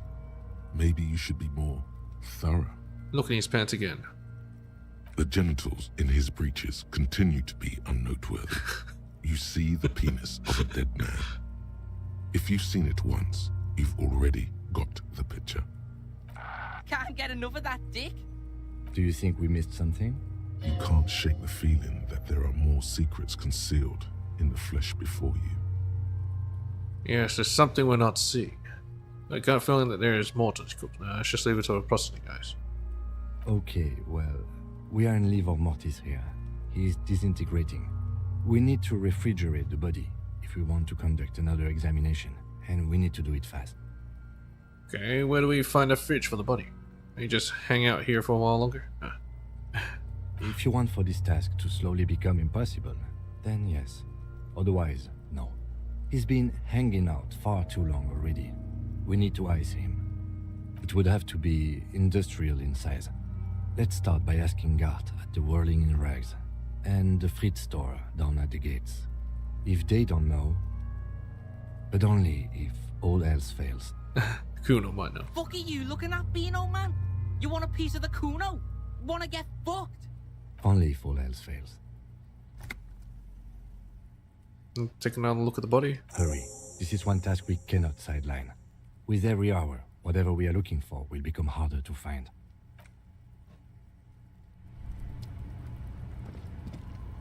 You know what? All else fails? Nah. Kuno straight up. Fuck does Kuno care? Kuno, I need a fridge to stash the body. For the fuck imp. Good thing you asked the Kunmeister. Kuno knows a fridge. Perfect for freezing. Really? I don't believe it. I thought you would. Where is it? Bacon Man's in a rush. But what's in it for the Kuno? What's the return on Kuno's investment? A close 3 yard. Don't you have a civic pride? Can't say I'll repay you for this information one day. Right now the clock is ticking. Rhetoric. Convince the Kuno to spill the beans. Red trick, it cannot be retried. By killing in his territory, someone has openly challenged Kuno. It's in his best interest to put them in their place. I didn't actually think I would get that. Some arrogant shit thinks he can kill in the Kuno's kingdom without asking the Kuno first. That sounds like lawlessness to me. A dark flame smolders in Kuno's eyes as he ponders your argument. Wordless, like kings do. Like kings do. This outlaw's fate is in your hands. Let's make an example of him. Help me locate him using fridge body technology. Kuno hears you. See that shit house over there? Plus the collapsed building with the bookstore. A cold comes over you as you glance behind him at the crumbling colossus there, casting a shadow on you. You mean the doomed commercial area? Whatever. Don't fuck back at the Kuno. You gotta get in that shit. In there deep. Yes, he means the doomed commercial area. What do you mean in there deep? How do I get in the building again? Through the bookstore. You gotta beg the book bitch. Used to be you could get in there through the doorbell, jam that shit. Book bitch changed that. Kuno doesn't beg, so Kuno doesn't go there anymore. Beg the book bitch? Yeah, book bitch, beggar. You stupid or something? He means the bookstore. We have to ask. Plaisance is the mother of the little girl peddling books on the plaza. We have to ask Plaisance in the store. Oh no. Impressive note-keeping, Lieutenant. See, Yeah. the cloud gets it. Listen to your four-eyed friend. Yeah, I already tried that. It's not that easy. Then try again. Kuno's not your brain slave. Think for yourself, pig. What do you mean in there deep? Check the fucking basement, pig. Don't you know anything? He rolls his Always eyes. check the fucking basement, recon style. There's a giant fridge down there. Fucking will fit, no problem. It looks like a white bird or some shit. Try not to piss yourself when you see it. Thanks, Kuno. You didn't hear it from Kuno, pig. But don't forget where you heard it from. Kuno owns you now, pig. You're Kuno's property. Alright. Okay, I'm off. Kuno doesn't fucking... I'll die before I squeal, pig. Yeah, whatever. Alright.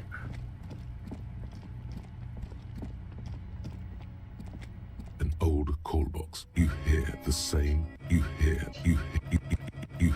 the same. Wait. Damn it. What's this again? The dented yellow mailbox. The mailbox.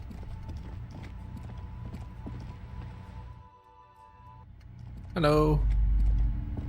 Hello again, esteemed officer, and welcome to Crime, Romance, and Biographies of Famous People. I was told there was a huge fridge in the building cellar. Could you lead me there? A fridge? No, I don't know anything about a fridge. Aren't you interested in books? She nods at the bookshelves. For whatever reason, she's lying to you about the fridge. Seems like you have to find your own way to the cellar. I'm not going to tell her about the dead body.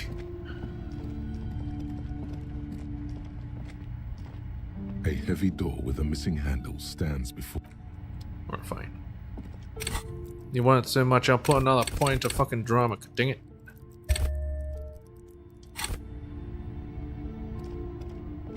I'm an expert liar now. Hello? Hello again, esteemed officer, and welcome to Crime, Romance. Slither up to her, you silver-tongued fiend. Show her what world-class perfidy looks like. Wait, what if I don't want to lie? You're not lying. You're giving her peace of mind. The means are thus justified. Alright, ma'am, I'm here to help. I've handled paranatural situations before. Are you sure? Don't think I haven't seen charlatans before. I sense the psychic emanations from afar. The sleeper beyond calls out. I return from the void. A para-detective from a long time of para-detectives. I like this one. Sleeper beyond calls out. I'm not sure I can trust your claims. Honestly, you look like a bit of a drinker. I'm sorry for being so blunt, but... Hey now, hey. You need the booze to focus, alright? The lieutenant keeps his usual stony calm. He silently picks out his notebook. Go ahead then, rock her world, he thinks. I'll compose some notes. I admit I had my share of drinks, but only because the spectral realm is parapsychologically taxing. See, it's necessary to drink the spirits in order to contact the void. Yeah. How do you know all this? Because I've been to the other side. Here we go. Your wards brought me here in the first place. The Semini's blood also runs through me. I am the Void Revenant. I have the powers to debad all bad energies. The Semini's. You're part Parsimonese. Oh, it means our meeting couldn't have been mere chance. The hand of fate guides us. Yes. But I am not the only one at risk. I have to think of my daughter. You are certain you can help us? Keep us safe? I can't allow any collateral damage to hit us. Just ask my partner Kim, he'll vouch for me. No problem whatsoever. Your family is safe. The Phantoms are no match for me. Yeah, I'll put Kim on the spot. Oh, Lieutenant mumbles in minor confusion. He has not been listening closely enough. You've put him on the spot. Yep. Certainly so, ma'am. I can assure you my partner is eminent in this particular field. If you promise, good officer, then you might be our last hope. Do you swear it? On my honor. Actually, I'm not feeling the vibe anymore. I just want to get to the fridge. Thank you, sir. There's one more thing I haven't told you about yet. The entity. Do not act surprised. You know of these things, sire. The entity? Of course, the entity. Close your eyes, for I have sensed its presence. I love this. I love drama. You have? The entity takes the form of a woman, a witch probably. I've suspected that she must be connected to the curse ever since I first saw her. Did you know that she lives inside the chimney? Chimneys aren't big enough for that. Chimney, the passage between heaven and hell, of course. Yes, that chimney is part of the building's central furnace, and it's enormous. She has barricaded herself behind some metal security curtains. God knows what she's doing there. Some unnatural magic, I assume. You should go find the entity and ask what happened to all the companies in the building. What is the source of this curse? Here's the key to the warded door behind the curtains. Take it. Okay, I got the key now. Bye, bitch. Oh, and please do return to me after you've looked round. I'm quite anxious to know what she has to say about the curse. What you discover in there. Unbelievable darkness and ruin. Alright. What you discover? Probably just office space. And the damn fridge. Don't be scared. Farewell for now, book peddler. Actually, I'll like one of these books. The display rack is brimming with worn paperbacks featuring an extremely muscular, sword-wielding barbarian. Now that's 9. That's too expensive for me. A small mountain of colorful board game boxes. There are numerous types. Too expensive. Dick Muller. Shelves filled to the brim with crime novels featuring the supposedly stalwart Vespertine detective. Shelves full of biographies of famous people, the greatest whoever innocence. they are. This bookstore is not strictly about crime, romance, and biographies of famous people. There's also a wide range of paranatural literature. Oh, this might be helpful actually. The medicinal purposes of the Pale. Indeed. Something about that book does seem to have spoken to you. Well, I hope it contains what you're looking for. I hope so too, because I just bought it. And it ain't that cheap. Alright, I see. Medicinal purposes of the Pale. The cover of this heavy tome features a number of esoteric symbols. Open the book. Flipping through the book, you find a number of sections on the general benefits of the Pale. A large pharmacopoeia makes up nearly half of the book. What's a pharmacopoeia? You come across the following explanation. While modern pharmacopoeia are continually updated by so-called experts based on the results of clinical trials, readers will find assembled here the timeless wisdom relied upon by generations of traditional Seolite medicine practitioners, Mesk mystics, and Ilmaran folk doctors. Finally, something to calm the angry spirits that have been plaguing you. Yes. It seems to contain descriptions of the medicinal properties of various ingredients that may be gathered from the Pale, as well as instructions for producing a variety of herbal remedies. Is there anything about restoring lost memories? There are a number of Seolite tonics that promise to improve your short-term memory, but nothing that speaks to your condition. I just want something that will soothe the relentless torment of my existence. What you're describing is booze. You don't need any herbs for that. Anything about curing a apocalyptic hangover? There's nothing in here that speaks to hangovers directly. However, while browsing through the various descriptions, you become convinced that you could assemble something from the ingredients listed here. Want to give it a shot? Just conjure something up? Okay, alright. But let's see what you got. First, you need to choose a base ingredient. How about ginger root? Next, you'll need to combine the base ingredient with an appropriate vehicle. Boil a tea made from birch bark. Mash it into a paste with some aloe vera extract. Let's boil it. Lastly, is there anything else you'd like to add? Some wild ginseng root. The ginger root will help with the nausea, and the birch bark tea will help you flush out the toxins.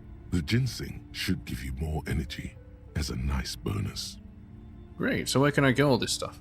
From the pal, of course. Or perhaps from some enterprising entrepreneur, where you would find one of those, though. The book does not say. Oh. Well, that did not help. Very well. First, choose a base ingredient. Common meadow root. Next, you'll need to combine the base ingredient with whiskey. Is there anything else you'd like? Sugar. You've created a delicious tincture of whiskey and ginger. According to the pharmacopoeia, it should increase your energy and focus, though, in your experience, it's only done the opposite. Yeah, because he had too much. If only you could find one of these right now and drink the shit out of it. The book said it's good for you, so it would be okay. Would you like to try again? Yeah, let's try again. Very well. First, sprig of fresh mint. You'll need to mash. Lastly, is there seeds. You've created a delicious tincture of whiskey. If only would you like to try again? You close the book and find yourself Put the book staring away. at the phone. Well, that didn't help at all.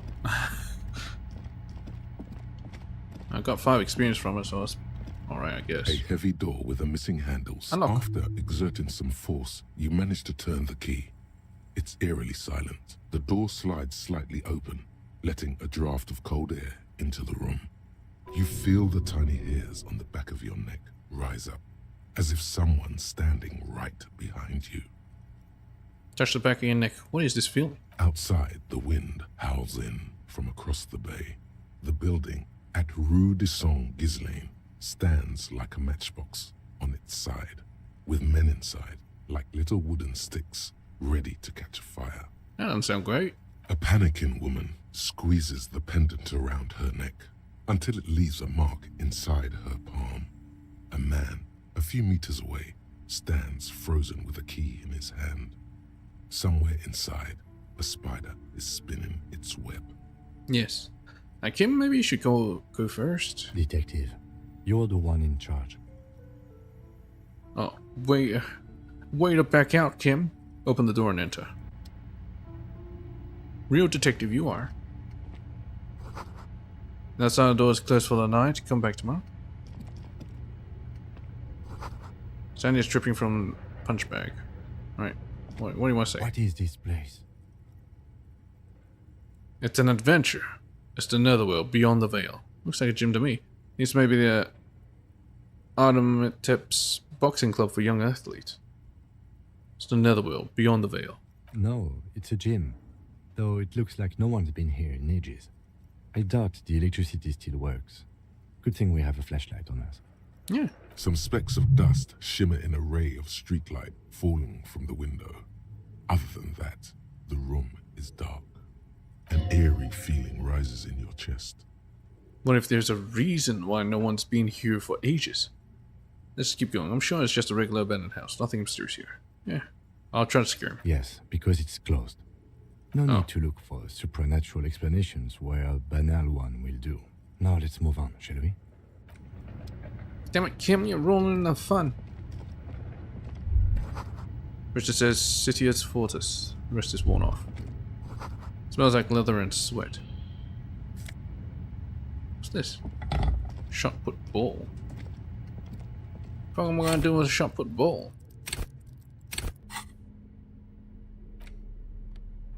A ball used for playing shotwood.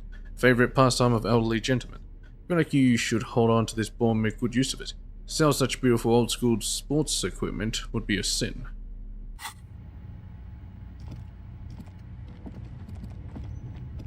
Maybe we could lift it.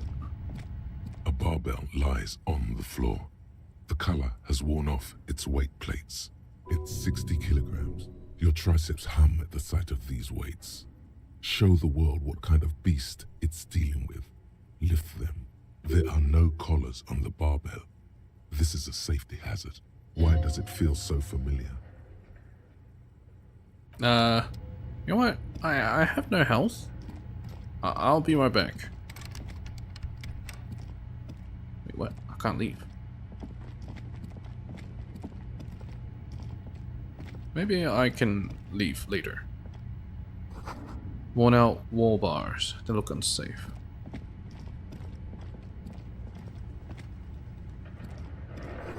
Always blocked by old window paint and debris.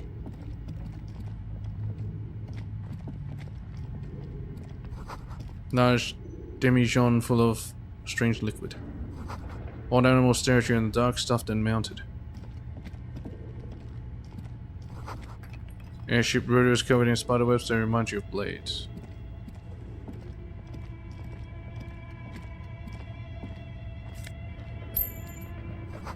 A naked mannequin torso, a strange yellow color.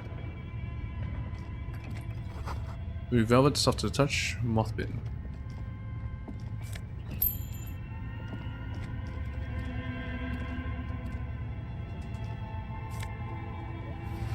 Production schedule, filament memory. Steel rotor blades bearing a slipstream logo. Skis with slipstream printed on the laminated top layer. Is this Emma's atelier? Seems like it.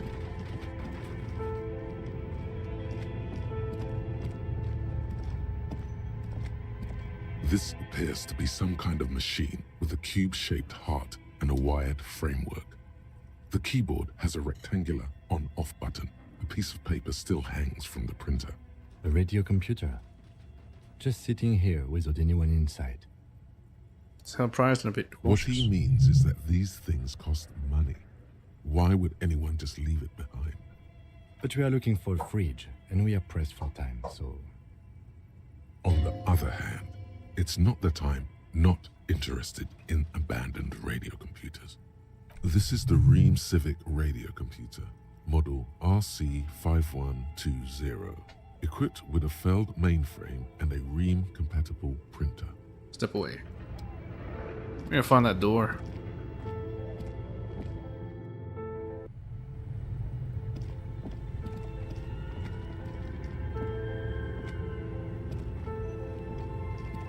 A thick layer of coal dust covers the furnace, coloring it pitch black. That's the furnace.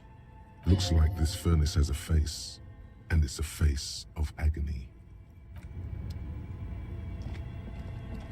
I'll deal with those later. Just get out of here.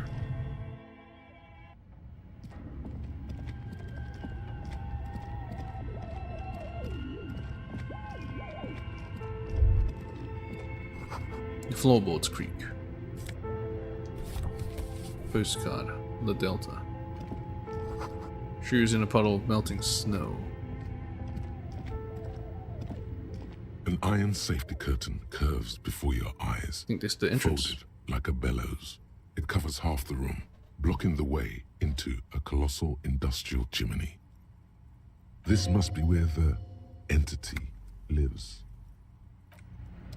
Oh. The chimney. I don't want to go to the chimney. I want to get the fuck out of here.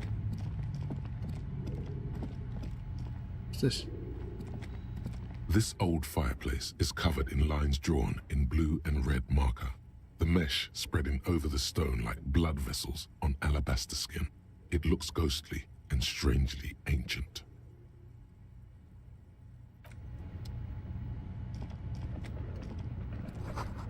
True Custom Notebook developers the most advanced RPG in the universe.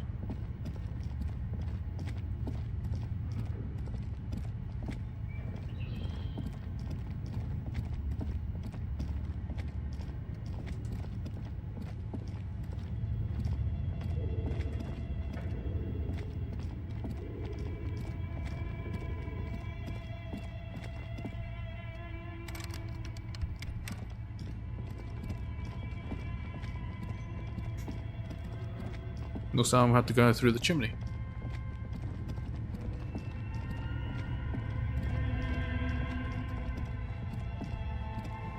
As before, an iron safety curtain curves before your eyes. It covers half the room, blocking the way into a colossal industrial chimney. Knock on it. What an odd thing to do. Nothing happens. Knock on it harder. Still nothing. No one's home. Knock even harder.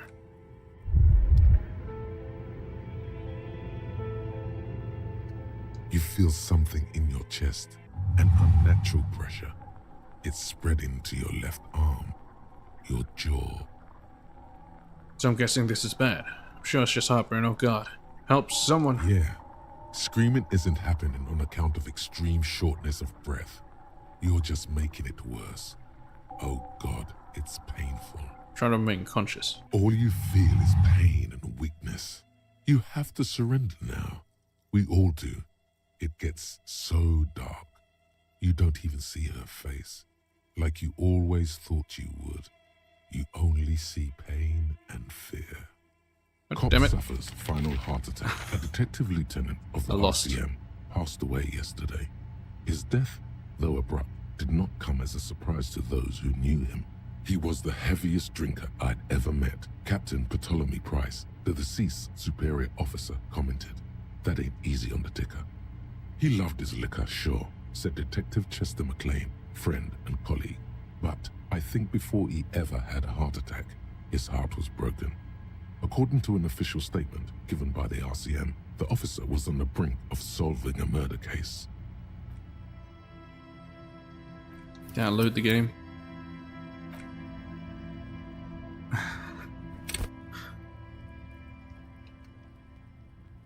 Fuck does Kuno care? Need a fridge. Fuck him. Good thing you asked. Thought The you would. bacon man's in a rush. But what's in it for the Kuno? What's the return on Kuno's investment? By killing in his territory a dark, Alright. a cold... Can't believe I succeeded again. He means the doomed Check, there's a giant fridge down there. Through the... Yeah. He means the... impress... See? Then try again. You didn't... Kuno owns you now, pig. You Kuno... Alright, this time I'm gonna actually get some painkillers. I didn't actually think that would hurt me. Damn it. Damn that Jean-Luc. Using up all my health. A small cabinet on the wall is filled with various medicine bottles, nasal sprays, and blister packs. They all bear the Saint Baptiste Pharmaceutics logo. I'll need a Dramamine. Okay, here. I hope Saint Baptiste makes you feel better or... Yeah, whatever.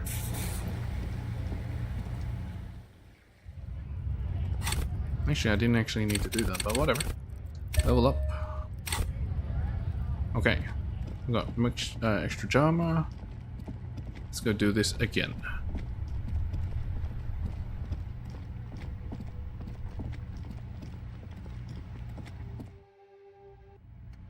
Hello. Hello again, esteemed officer, and welcome to Crime, Romance, and the Fridge. For whatever reason, she's lying to you about the fridge. Seems like you On a have quest to to freeze find the your body. own way to, you know, maybe this time you should just be upfront with her. Damn it, you're completely unhelpful. I really need to get in there and compulsory to take it. I can't say right now I solved the mystery. And others have to suffer terrible consequences just so you can... Tis a poor craftsman. Why are you bothering with this tiresome woman? Just open the curtains while she's distracted. I can't. A heavy door with a missing handles. I already spent my point. What, you want me to spend another point? Fuck it, let's do it. Hello again, esteemed officer, and welcome to Crime... Slither up to her. You're not? Are you sure? I'm not sure. Hey now, the lieutenant. Go ahead then. Rock her world, he thinks. How do you... Here we go. Your part, but... I am... Oh, so... If you promise, good officer, then you might be our last hope. Thank you, sir. Do not act surprised. You have? The entity... Yes, some... Oh... won't believe what you discover. Alright, let's try to speed through this shit. A heavy door with a missing after. You feel the tiny hair outside a panic. Detect.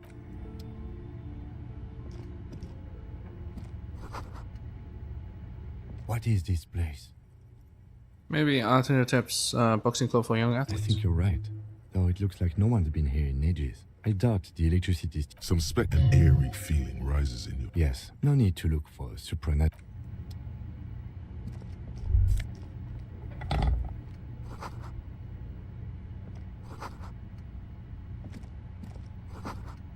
Now I can actually lift this.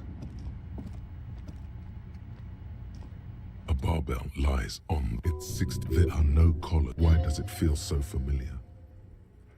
Is this familiar because I'm a weightlifter? No, it's not that. It's the stale smell of rubber, the squeaky sound of sneakers, your bruised knee against the mat, and a whistle. Then the feeling is gone.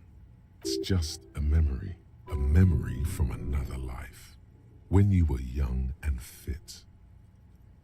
No, Kim, it's a trap. There are no collars on the barbell. You're right. The weight may fall off. Better not touch it then. What kind of bastard would just remove the collars? Should be a felony. It would be a violation of EPIS safety regulations if the gym was still operating, but it isn't. No one's supposed to come here anymore. Alright, let's do it. I think I succeeded. It's green.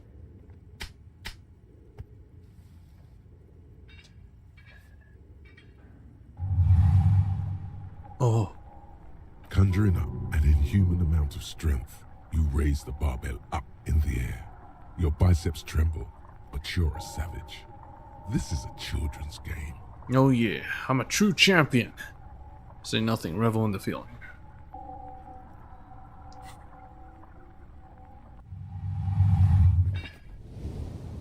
Healed morale.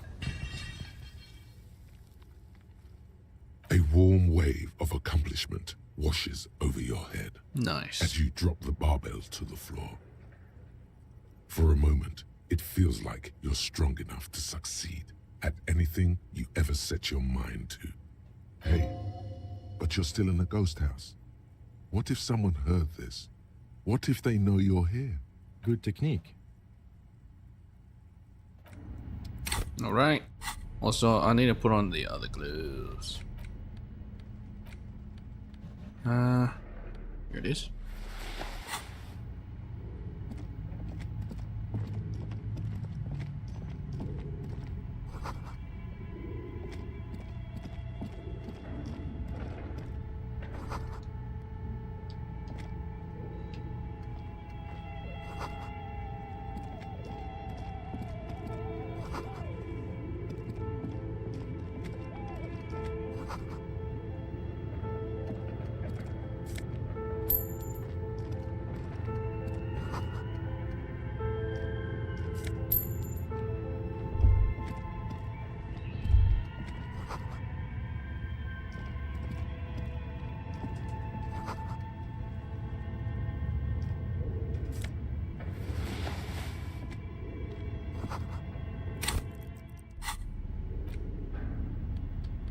The cube-like crisscross of filaments feels oddly fragile in your hand.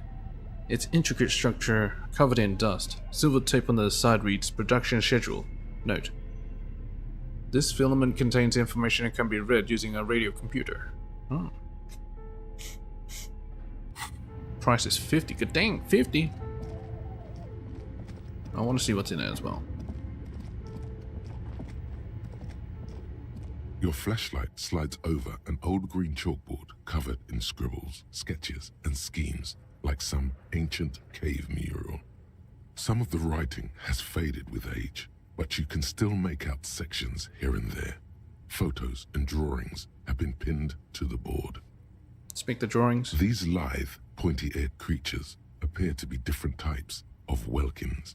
You make out autumnal candle welkins, casting wax-based magic.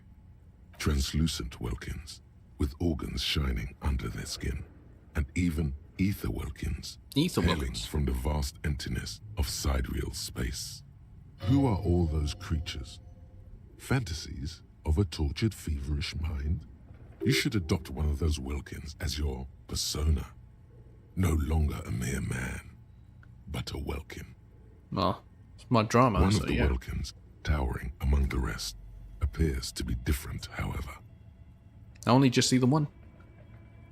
Examine the Welkin, this is important. It's Vara Hamira, a high Welkin, his face white and scarred like cracked marble. This is clearly a Welkin supremacist. The note says, all non-Welkin races will be purged. Okay. The Haldor, the Twarg, the humans, and even headless men, all of them, purged. Imagine a world filled only with Welkin, Green Welkin, Dread Welkin, and the High Welkin to rule them all. An inordinate amount of time has gone into drawing these little Welkin creatures. Why would anyone spend so much time on this? Some people really like building a world, I think, even if it's just for a game. Who are these creatures? Who drew them? Are they real? I have so many questions. This looks like concept art for a project. It's not really real. One of them is a Welkin supremacist. Mm-hmm. Political commentary. That one has a great beard, too. Not to the Welkin's facial hair. Well, this has been educational. Let's move on from the Welkin. Just look at those details. So much effort. Well, it's not actually being sarcastic. And for what? All gone. Inspect the photos. The photo collage depicts barren, icy landscapes wrapped in perpetual night. You see permafrost and glacial landforms, dead trees grown in under the snow. Entire oceans have been frozen from shore to shore. There are pictures of settlements on dried up riverbeds, abandoned in a storm. Animal corpses in the dark, carcasses and bones. Albeit dark and cold, this vision also feels cozy in its own way, like eggnog or morphine, a much-needed respite from our own world. A pinned postcard reads, "The heat death scenario, a desperate fight for geothermal energy engulfs the world as Wirral becomes untethered from its sun, drifting through the universe." Inspect the schedule. This is a monthly calendar from the year 50. Cryptic words like sprint, daily minimi, and GPI span the marker-drawn grid, the grand scheme of production and money. It looks a bit like an academic calendar, only much more brutal. Keep reading, what happened? As time goes on, the numbers in the boxes grow rarer and rarer. The board becomes an empty snowfield in the final days. Only failure and regret dwell in this region. They gave up? Looks like they didn't make it. A note in the bottom left corner of the chalkboard says, "See the prod schedule filament for details." Inspect the notes. The handwriting is only partly legible, but you can still make out 3 slogans: "Call in, tune out," "Wirral untethered," and "Heat death of the universe." The full text reads, "Heat death of the universe is the new black." Another note says, "The biggest advancement in role-playing systems since the 30s. Okay. Outside, a cold wind Trying to wraps make an the RPG. building in its bosom. Snowflakes in the wind. An old woman passes what the locals call the doomed commercial area. She tries hard not to look at the bookstore windows. It's unwise. Leave. Well, so it is true.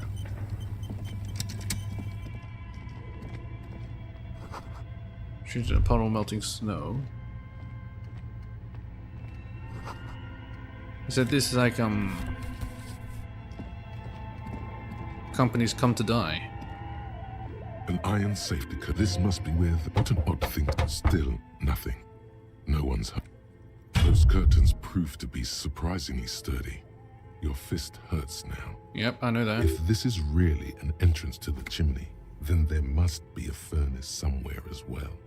Maybe there's another way to get in. Can you please try to refrain from attacking random things? We need to find the malignant entity, Kim. This is the chimney. It's not random, it's significant. I want to see what's on the other side. I could try. Blow gently on your bruised knuckles. Ghosts aren't real. Didn't your parents tell you that? In any case, there's no way we can get in right now. Let's investigate further. Bent metal. Broken glass. Pain threshold. Your path lies strewn with the broken forms of everyday objects. You are the destroyer, the bane of inanimate matter. Gaze upon me, stuff and despair. No, I'm just a disempowered individual trying to make my take my disempowered empowerment out on everyday objects. Yeah, rip shit apart. Stuff and despair. Kudos. Anti-object task force.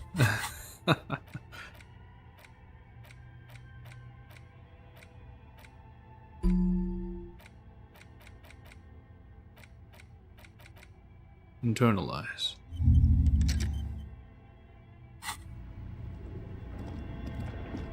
Pretty sure the computer can unlock it. See what this is first.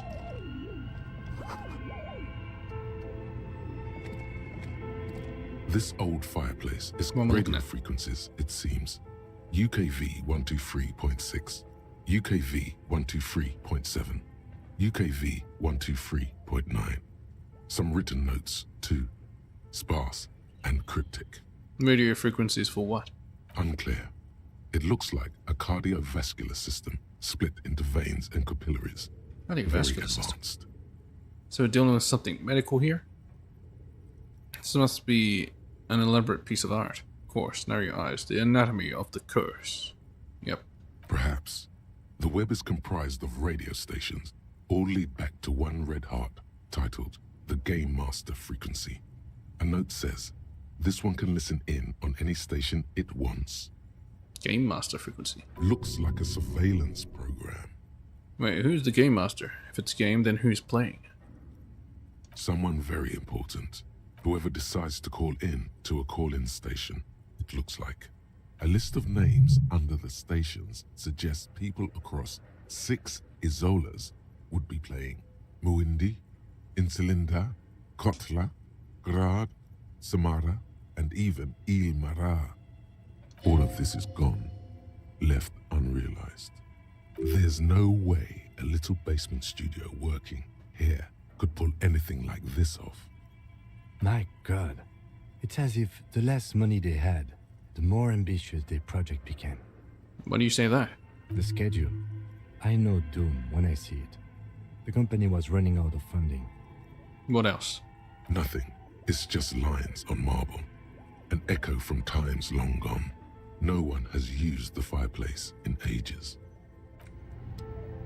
Oh, it's just a machine. This appears to be some kind of machine with A radio computer.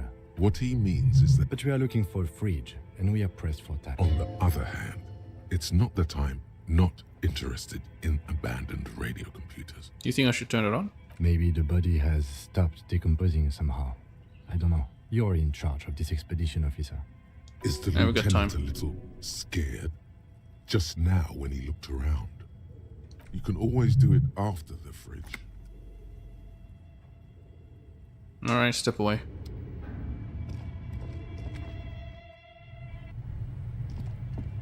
Might take a while. Got some mag. This is the fridge. Ice cream maker, defroster unplugged.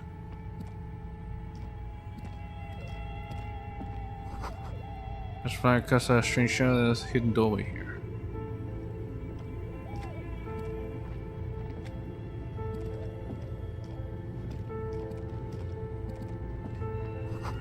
Two rusty rifles are hidden above the piping. They look inoperable.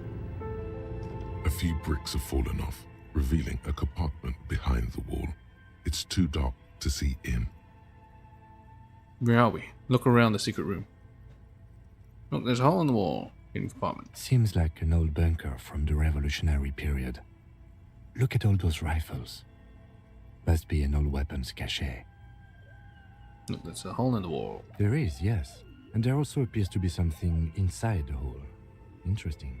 Do you want to take a look? Yes, I do. Look inside. Your hand reaches deep into darkness and spiderwebs. Rummaging around, you find rusty rifles hidden away. Rifles, Kim. Are these any good? Inspect the rifles. Most of them are rusty and inoperable. like the rest, but one catches your eye. A bolt-action model with a fine wood stock, in better cosmetic order than the others. This one looks nice. Take the rifle. That's a rare sight.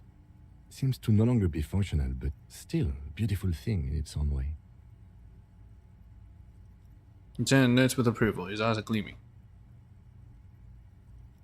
What does this mean on a rifle here? It means there are firearms, albeit inoperable, still lying around in Martinez. It's an interesting coincidence, I would say. Might come in useful in the future. He likes this find. Yeah. Can I equip the gun? No. Made this postcard La Delta. The sunlight has made this postcard almost completely sepia-toned. Midtown traffic passes overhead the ghosts of skyscrapers that disappear into a beige midday mist. Vapor rising from the delta in which the district was built. The postcard is prepaid. Broken Belmar grave. From ages past. It's a 4-shot bolt-action military rifle with a wooden frame. 11.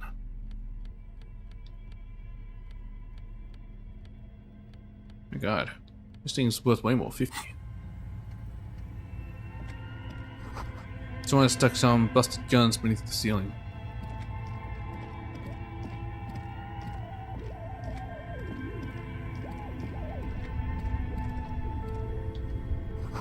There's an ice cream maker that's still running. Oh nice, got some nuzzle fit.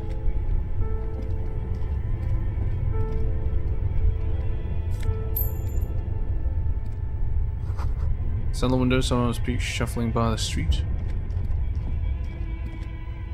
2 cables are plugged into the breaker box. The red one leads off into the darkness, and the black one to the ice cream maker nearby. Well, we don't need no ice cream maker to go on. Rip the red one out. Look how giant and red and inviting it is. No. Don't rip the red one out. You'll awaken the ghosts. Oh, awaken the ghosts. Let's do it. An electric sizzle. The room is slightly quieter now. Something close to you dies with a soft electric purr. Why did you do that? It's black, it's not like the red one. If it's black, the color of immeasurable cosmos. I know why I unplugged it. I do things without any reason. Color of immeasurable cosmos. The lieutenant raises his brows, but doesn't say anything. The electric distribution board now has 1 cable missing. Let's see what's over here. Insane mesh. Wait, what? Insane mesh top. Where'd you even get that one? No, really. Who did you put it in that drawer? No further comments. Wear it at your own risk. Clinically insane.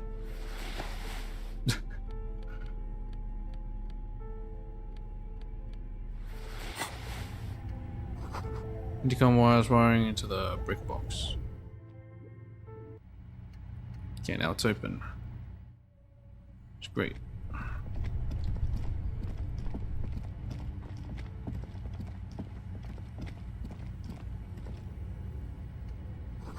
The wall collapses and inaccessible now. A thick layer of coal dust covers the furnace. Coloring it looks like this furnace has a face, and it's a face of agony. Kim, what is this thing? Is it a furnace? Looks like it. Looks like an old central furnace used to heat the building. It's connected to the chimney. Gingerly peeks inside. No one has used it in ages. Look inside the furnace. Any recent fire. Only dead rats. It's dark and grimy here. In the darkness you can hear chatter. It's coming from above. A voice or several voices talking to each other. Near the smoke chamber, upstairs. The echo is so prominent, it's impossible to discern what the voices are saying, or what's producing them. Or what? What are you doing? I'm hallucinating, or maybe it's the entity. You hear the murder of the hanged man talking. I'm not sure, Kim, but I think I can hear someone talking upstairs. Wait, really? Take your head out of the chimney, please. It's not safe. It feels safe to know that the lieutenant's got your back. now and always.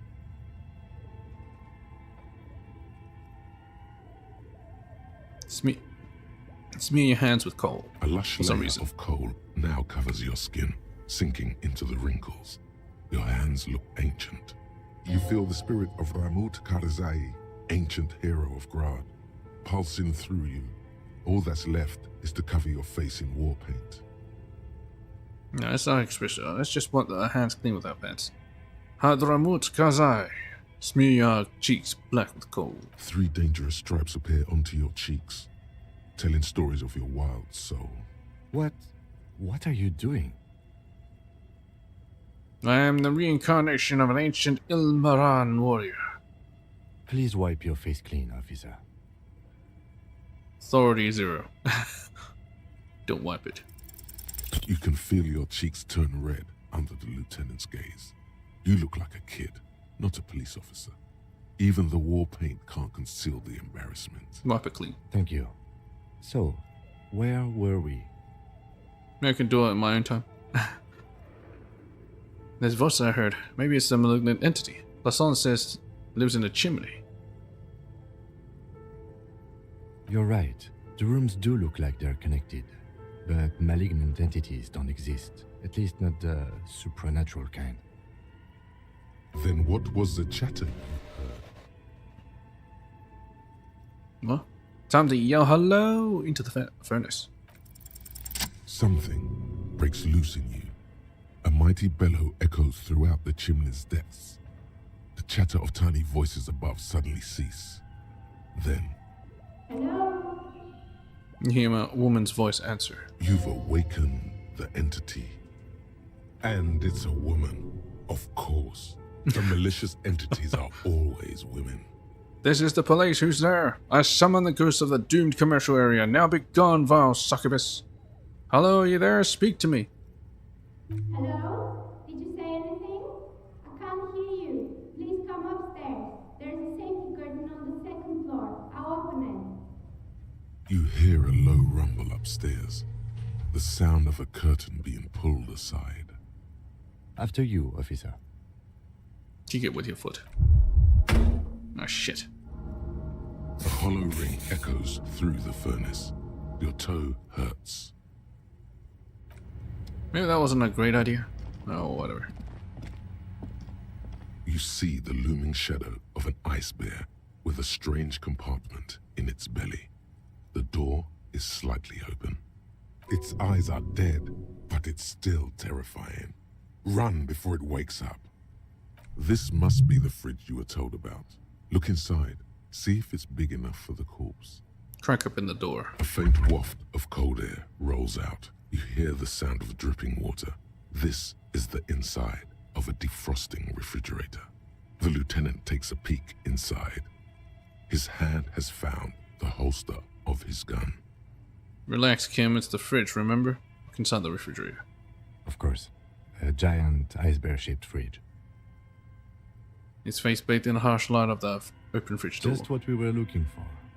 Let's see what's inside. Look inside. The shelves are empty. All you see are crumpled ice cream wrappers with the brand name, Revachol Ice City. A handwritten note has been attached to the door. The fridge is huge. This is clearly the fridge. It looks big enough for 2 corpses. A note from the door. Us? It's certainly an eccentric choice, but it's more than big enough and cold enough. Honestly, it's perfect. All we have to do is plug the fridge back in. Take the note. You pocket the note and the little fridge magnets keeping it on the door.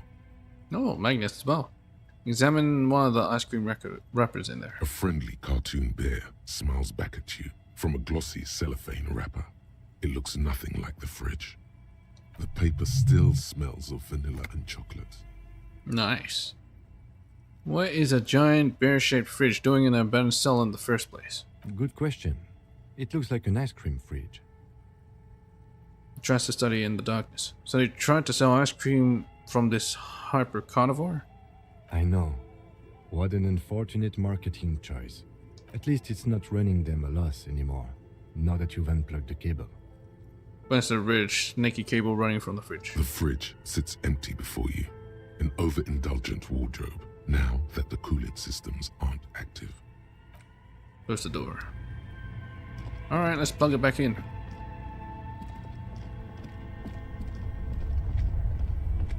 Both cables are unplugged from the... Somewhere, a machine hums along something close. Why did you do that? Like The lieutenant raises his... A giant electric mammal awakens. The dead body is going to be safe in the embrace of its cold innards. Great. The owners of this building will just have to keep paying for the electricity sucked up by this monstrosity a little longer. Let's return to the fridge. Return to the fridge.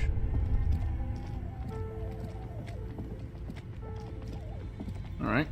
The bear's eyes are still glowing red, watching over all the ice cream wrappers hidden inside its belly. The fridge is plugged in now. Will you help me with the body, Kim? Of course. I'll take the head, you take the feet. It's not going to be the easiest thing in the world, but we'll manage. Okay, let's do this. Clap your hands. The body is heavier than you expected and stinkier. It takes half an hour to get it down to the bed. Then more work to stuff it into the fridge. Oh my god, that's so loud. The lieutenant takes a step back to admire your handiwork. Beautiful. A dead body in a nice bare fridge. This is some of the best police work I've ever done. Really? You think it's good work? I'm not sure I believe you. Of course you don't. Look at that. What have we done? We stuffed a dead body in a nice bare fridge. This does not leave this room. I think this is a glorious achievement, and people need to hear about it. We did our best with the means at our disposal.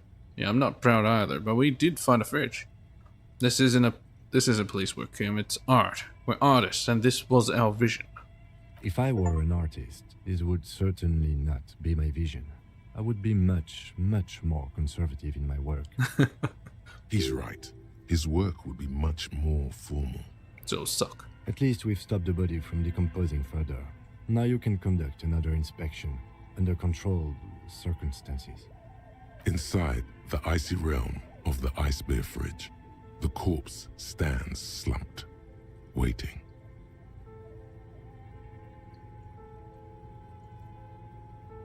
Let's do one more perception, sure. Your arms reach out and your eyes close, as if by their own volition. It's dark all around.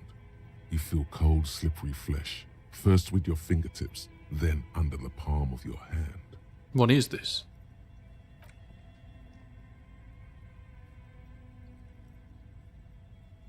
His face, his cheeks, his nose, his fat, swollen lips. Like a spider, your hand crawls over his features. Everything is silent. Crawl up his nostrils. They are swollen shut. You need to really push to get in. Push your fingers in his nose. Only the little one fits. The flesh changes shape as you bore in, searching for something in the cartilage. The thing you're looking for, it's not there.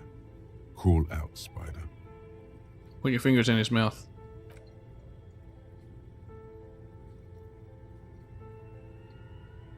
The oral cavity is cold and moist. A ball-like tongue attaches itself to the base of the mouth, lolling around like a scallop. Yeah. You're on the right track. Play with it, this feels right. The tongue moves freely in the cavity. The mucus of the mouth is slippery, delicate to touch. From the soft meat, teeth are budding. Hard pearls of bone in the gums and in the back of the mouth. Can you feel it? You're so close. Rip his jaws open now. Look in. Open your eyes and look. A vision of black and dark red death, pried open by your naked hands and studded with teeth. Looks like he's laughing. Death fumes rising from the throat, and there, in the back of his mouth, above the bell of the uvula, right in the soft palate. What is it? You see a hole, barely visible to the human Hole. eye. It is swollen shut, almost vanished. No larger than 0.4 centimeters in radius. The edges appear darkened. Got a shot in the mouth? Did he do it himself? Fuck yeah. Touch it with your finger gently. Proceed. Keep going. A black trickle of liquid runs into his throat from the wound. Put your finger in. Your index fits right in there. A tight tunnel of flesh opens up. Tissue damage. Wide enough for 2 fingers. As you push both in, you reach through his mouth. Boy. Right into his brainstem. Brainstem? Yes, that's what this part is called. Feel around first. Make him have a good time, you know? The basal ganglia feels clumpy. What entered here has torn apart his reptilian complex. Push deeper. Your fingers slide into the remains of his limbic system. There is no resistance. It's gelatinous. The slug-like structures are damaged too. The tearing extends deep into both hemispheres. There's a cavity cut right between the hemispheres. The lieutenant answers with the sound of his pen on paper. Push deeper. Your fingers are all the way in now, reaching toward the inside of his skull. The cavity goes further, but the entry wound isn't wide enough for the rest of your hand to follow. Wriggle in. Your fingers reach toward his skull. His cerebral cortex feels like jelly. Cold jelly. Why is it in a refrigerator? Strange fluid streams down your wrist as you push deeper until you feel it on the tip of your finger. Sharp, serrated material. The edges cut right into your skin. It's a bullet. Feel a solid object right under the skull. Can you get to it? Let's pick the skull first. Search his pockets for something. There's a tiny crack. A protrusion in the cranium. Right in the back of his head. Your finger must be pointing straight at it. From the inside. The object that is in there stops just short of the skull, in the encephalus, knocking this tiny fracture into the cranium. I see. The bullet did not completely exit the body. We have the makings of a very small exit wound here. Fish it out. Easy. Success.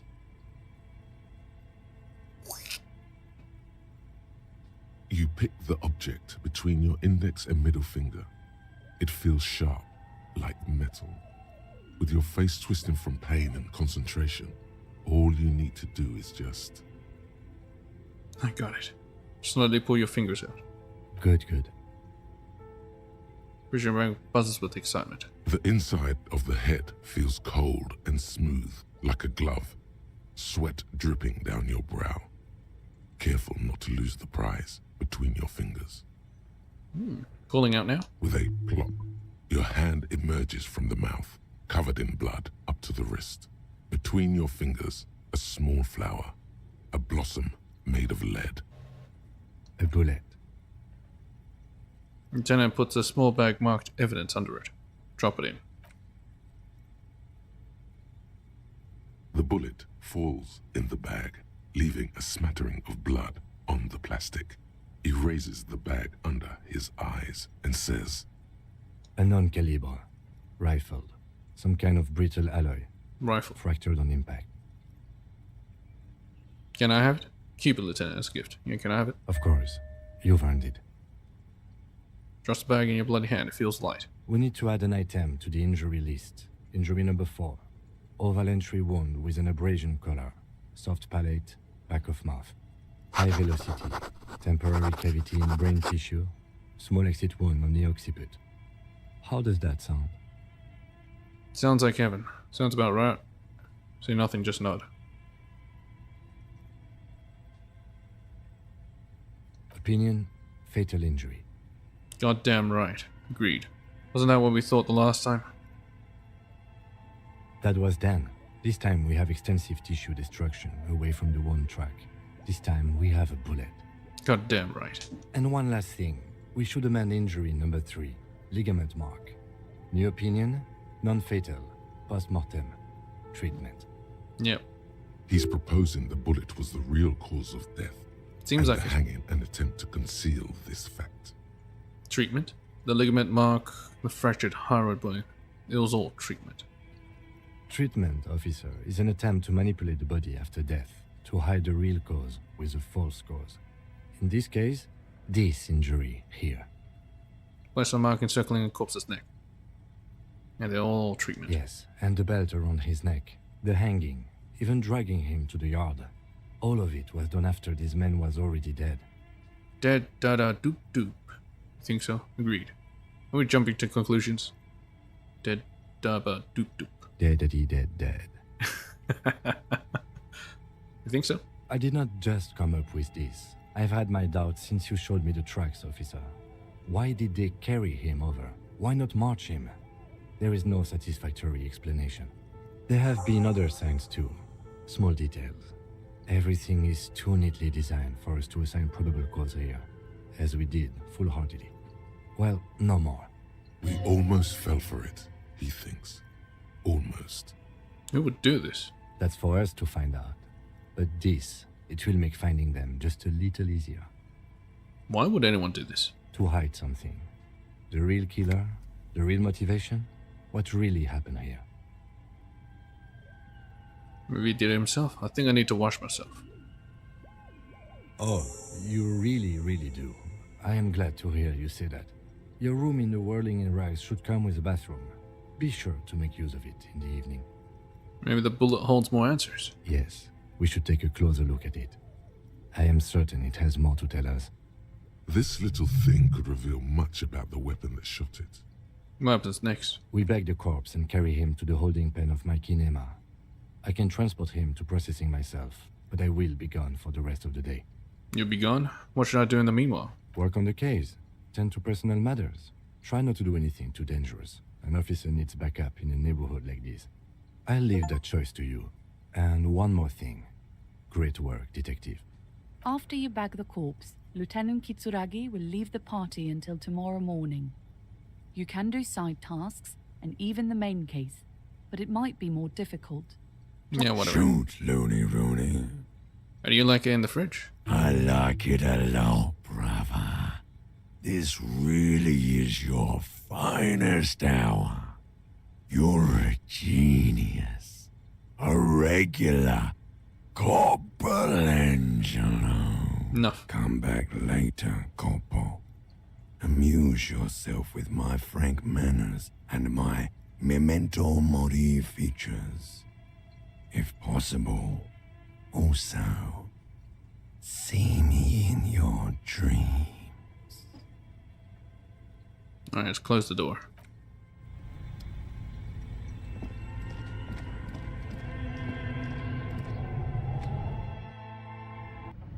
I wonder if I can go up there with my bloody hand.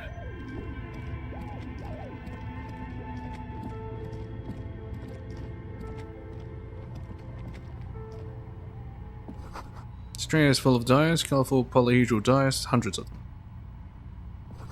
The candy dispenser has been reversed to contain thousands of dice. Okay. Hello? Who are you? Hello, I'm Nia. Novelty dice maker. A bird-like woman sits on a throne of tools, with emerald light shining through her hair. Did you try knocking on my window? I must have missed you. I've been listening to my Milius. She taps on her headphones. So what kind of die are you looking for? Could this be the malicious entity? Perhaps it's wise to go along with this masquerade for now. She's got a direct view to the backyard. You should interrogate her about the lynching.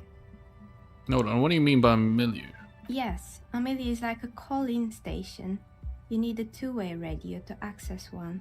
That's why I have these. She pats the headphones on the table. Mostly, they just teach you to swear in different languages. But some of the stations can be quite interesting. I was so absorbed, I must have missed you knocking. Nah, you must have been confused with someone else. I haven't knocked on your window. Then how did you get inside? By the south entrance? You know what? It doesn't even matter. What matters is that you're finally here. Let's talk dice. Did you have something specific in mind? No man, I'll be back later. Why are you asking me about dice? I'm a novelty dice maker. Tell me the name of your role-playing system and I'll make the die you need.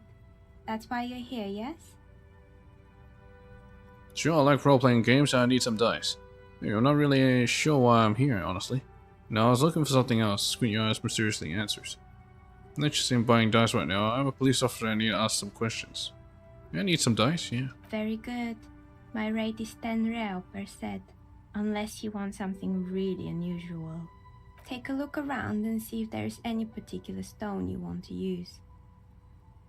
The walls around her are covered with rows of precious stones and minerals. No falsehoods are present.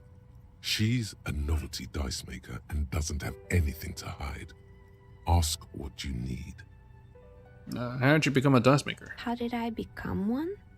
It was a business decision. I was a regular jeweler at first, but that's an unfocused field with too much competition. Some of my friends were role players. They asked me to make some polyhedral dice out of cobalt. That was my first order. I grew it from there. Do you like role-playing games yourself? Not especially. I like working with rare materials and a steady pay. And role players as customers? They're nice people. She's thankful for the security they provide her. Where are we anyway? Where's this place? We're inside the chimney of an old central furnace. It's strange, I know. She looks at the ruddy bricks that make up the walls. Even though they've been repainted, there are still signs of coal black soot here and there. But when I arrived here, all the other rooms were taken, so I had to build myself a makeshift home. Besides, I don't really have to pay any rent here, so that's a plus. Plaisance was right. There's an entity living in the chimney. You should ask her about the curse. Creative. The ceiling fading into shadows above. When she arrived here, there was no room anywhere else. She must have known the other businesses. Do you know what happened to other tenants? Everyone else is gone. More or less. Are you interested in anyone specific? There used to be a hair salon here. Yes, I think it was called Androgynous Orlando or something similar. They weren't a big hit around here. Turns out that working class men don't like genderless haircuts. They're scared of that word. What's wrong with a bit of experimenting? The customers should have been more open-minded. I would never let anyone androgynous touch my hair, not even if my life depended on it. Guess I'm a simple man, I don't really have any opinions on hairstyles. Me neither. I just want it off my face. She tucks a strand of hair under her headscarf. What happened to the gym? It wasn't merely a gym, it was Artemitep's boxing club. A community project created to steer at-risk youth away from drugs and crime. Well, that's what Kuno needs. A community-centric boxing club. That community... Who was Artemitep? A kind man from Zemsk. I heard he had some trouble with the law when he was younger, and that's why he wanted to start the gym, as his way of giving back. Yeah, that's what Kuno needs. Kuno? Who's Kuno? He's sort of the king around here. There's a little ginger gremlin who likes to defile dead bodies. Indeed, who is Kuno? Your guess is as good as mine. Yes, he's the king around here. Oh, you mean the kid with the sailor's mouth? Yes, I've heard him yelling profanities in the backyard. I think it would take more than a gym to help that kid. How'd that community project work out? Judging from the kids I've met so far, it didn't really work out, did it? It didn't. If anything, it made the youth situation in Martinez even worse. At some point, someone started a rumor that the punching bag downstairs was full of amphetamines. You should have known it. Eventually, the coalition took away the funding and the club went bankrupt. This was a few years ago. It's gotten much more peaceful around the plaza ever since. What's up with the broken windows? Oh, this one's a mess. There used to be a company that promised to repair windows 24 hours a day. What could go wrong with this one, right? Turns out, the business was actually set up as a front for an illicit group that was producing snuff milius. Who would have guessed? Snuff milius? And they never cleaned up the debris either. Now it's just littering the hallway and I have no idea how to get rid of it on my own. Cool. Very cool about the debris. But what's a snuff milieu? It's a shame that those windows, I'm not even gonna ask about the milieu. Snuff Melu? It's a sub-Rosa radio station that broadcasts real murders with real victims. Some people pay good money to get off on it. Nothing changes in her tone as she says that, as if it's just another piece of information to lay out for the world. What does she mean to get off on it? Like drugs? Don't worry, the ICP has a separate division that deals exclusively with unlicensed sub-Roses. This isn't our problem. Good luck with that. It's not easy catching those perpetrators. Someone here makes stuffed animals, so mounts lying around. You mean Mr. Fabron, the taxidermist? No, he mostly just did drugs. They all did drugs. But what drugs exactly? I need to know what drugs he was doing for my police report. He got high on some weird taxidermy chemicals. I wouldn't recommend it to anyone. Eventually, they caused him to lose control of his bladder. The smell was awful. Okay. Even you can probably do better than that. You can almost see it. A small, sickly old man, hunched behind his work desk, his pants stained with old piss, stuffing a sad, stiff-legged raccoon dog. The entire scene looks tragic.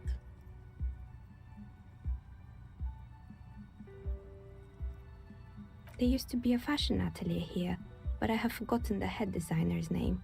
They were doing well for a couple of years, until the insect rights activists came.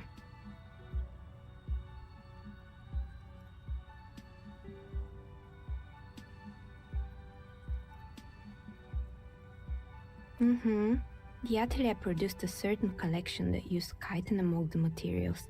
Apparently chitin is made in the Occident, where it's extracted from beetle wings. Beetle wings? And you know how all kinds of political movements are big in the Occident. The activists shut down the biggest chitin supplier, which of course caused the price to skyrocket. And, naturally, all the most fashionable tastemakers refused to be seen in chitin from then on. The atelier went bankrupt before they could finish the collection. I'm glad that someone took care of the little guys. I like insects. Nod. Insects don't have any brains or feelings. They got what they deserved. Making clothes out of beetle wings is a terrible idea. Yeah. At least it had some spark to it. Most young designers just combine lace with leather and call it original. She shifts in her simple workwear shirt.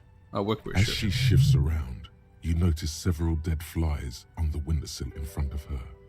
Legs up. They're not moving. Anything else? Yeah, that's normal. What's with the rotor blades and skis? They were made by a company called Slipstream. After they pivoted from making rotor blades to skis, their chief executive took off on a vacation with all their money. She rests her chin on her hand with an impish smile. Honestly, I think it's quite funny. I think he's still sending out holiday transmissions from Tulula or Tumutiri or Hashkor or wherever he is. Interesting. What do these transmissions say? That's illegal. Running off with company's mind like that? Why hasn't he been arrested? The usual, I imagine. That he's been thinking up all kinds of new business plans and can't wait to get started on them just as soon as he returns. A smile widens before you see the lieutenant's face behind you. Men like that are a curse. Lieutenant is stern. Sure, but Slipstream is history now. All their remaining assets got seized by the bailiffs in 47. I have no idea why those skis and blades are still lying around in the house. Not much use now, I guess. Found a strange machine. Fortress Accident, the radio game studio. She closes her eyes as some remnant of a memory lights up her face. She liked them. They were an interesting bunch. We talked about role-playing systems every now and then. Once, I even saw two of them get into fisticuffs over Wirral.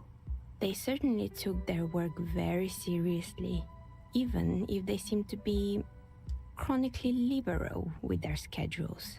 What do you mean, liberal? What happened? The usual. They ran out of money and couldn't get the project done on time. What went wrong? Well, I did hear them talking at times.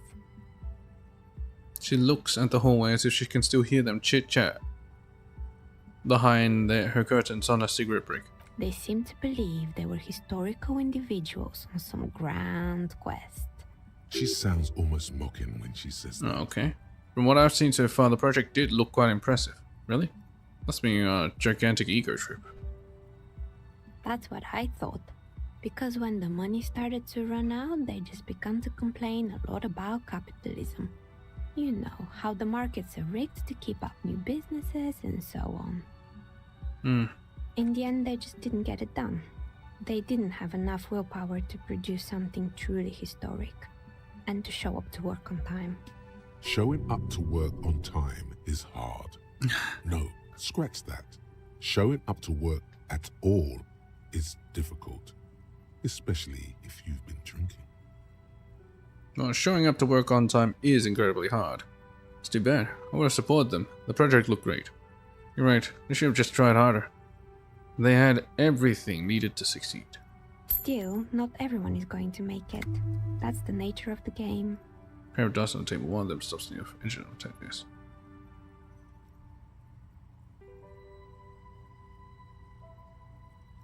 Just give me a money? Give me money? The result is 1 on a 20-sided die. The dice is black and filled with little silvery flakes, like snowfall. Does that mean she could have given me 20? Anything else? The terrifying taxidermied bear in the cellar. Oh boy, the fabled Revachol ICT. You're in for a treat here. She smiles and leans closer, hands on her knees, like a stand-up comedian ready to tell a story. The place was owned by 2 guys who had some rather innovative ideas about marketing. The bear was one of them. Now ask me about their other ideas. Alright, what about the other ideas? I don't care about the other ideas, I just want to hear about the bear. Did the bear work? There was really just one, and it involved picking out the prettiest girls in the neighborhood and paying them 20 cents per hour to man the booth. Man the booth.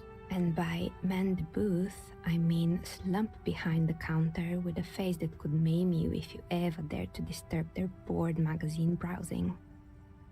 She leans back, disapproving. Fritta does the same thing. Yeah, I know a girl just like that. She works in the Fritta as a cashier, and she's not particularly friendly. What'd they expect? 20 cents per hour as a dog's pay. I'm surprised they showed up to work at all. It's an award-winning idea. How else would you choose people around here? I don't have an opinion on employing teens. I just want to know, did it work out for the business? Yeah. Employing Soki teenage girls is a widespread practice, yes. Unfortunately, they always come in packs. I'm talking about acne-ridden girlfriends and gorilla-like boyfriends loitering near the shop. At least that's what happened with Revachol ICT. And they already had the bear. What about the bear? The bear. She repeats, pressing thumbs in her temples like trying to suppress a headache. Didn't work out? Of course not. The bear was terrifying. No one wants ice cream guarded by a hostile apex predator. To make matters worse, the fridge didn't work too well either, and half the ice cream came out malformed and partially melted. Eventually, Revachol ICT lost the price war to its rival, Class A 5000. Class A 5000 sold caramel sundaes for only 5 cents a piece, out of regular fridges. Not only.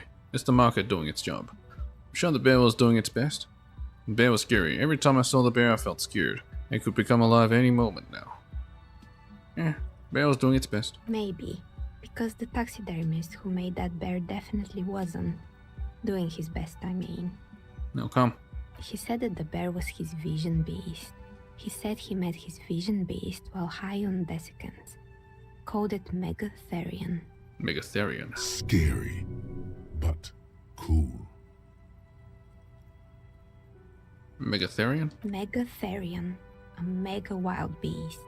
What's a mega wild beast? It's an imaginary beast that guides you through life. Spirit animal? By telling you to do more drugs, mostly. Oh, okay. A wise and noble beast, guiding you toward the land where the streets are paved with drugs. I don't do drugs. Do drugs. I've got a vision beast myself. Yeah, I don't do drugs. Very good. You shouldn't do them. You're a police officer after all. Anyway, now you know the story of the fallen ice cream empire. Seems almost sad finishing the The story. temperature has dropped in the cover of the night. You see frost on the windows. Anything else? Another failed business, perhaps? I've been here for a long time. Found the building's intercom, but it's not working. Oh, right. I hope you didn't try to ring me. I did. I think none of those doorbells work, including mine. I'm still in the middle of connecting the wires. Sorry about the confusion. The doorbell with the empty name card must belong to her then. So you're telling me that the doorbell with the empty name card was yours? I was wondering about the Welling and Rags as part of the same building complex. That's right. I haven't even written my name there. As I said, it's quite useless right now. It doesn't work yet. You could say so. Both houses were built at the same time and under the East Delta Commerce Center project.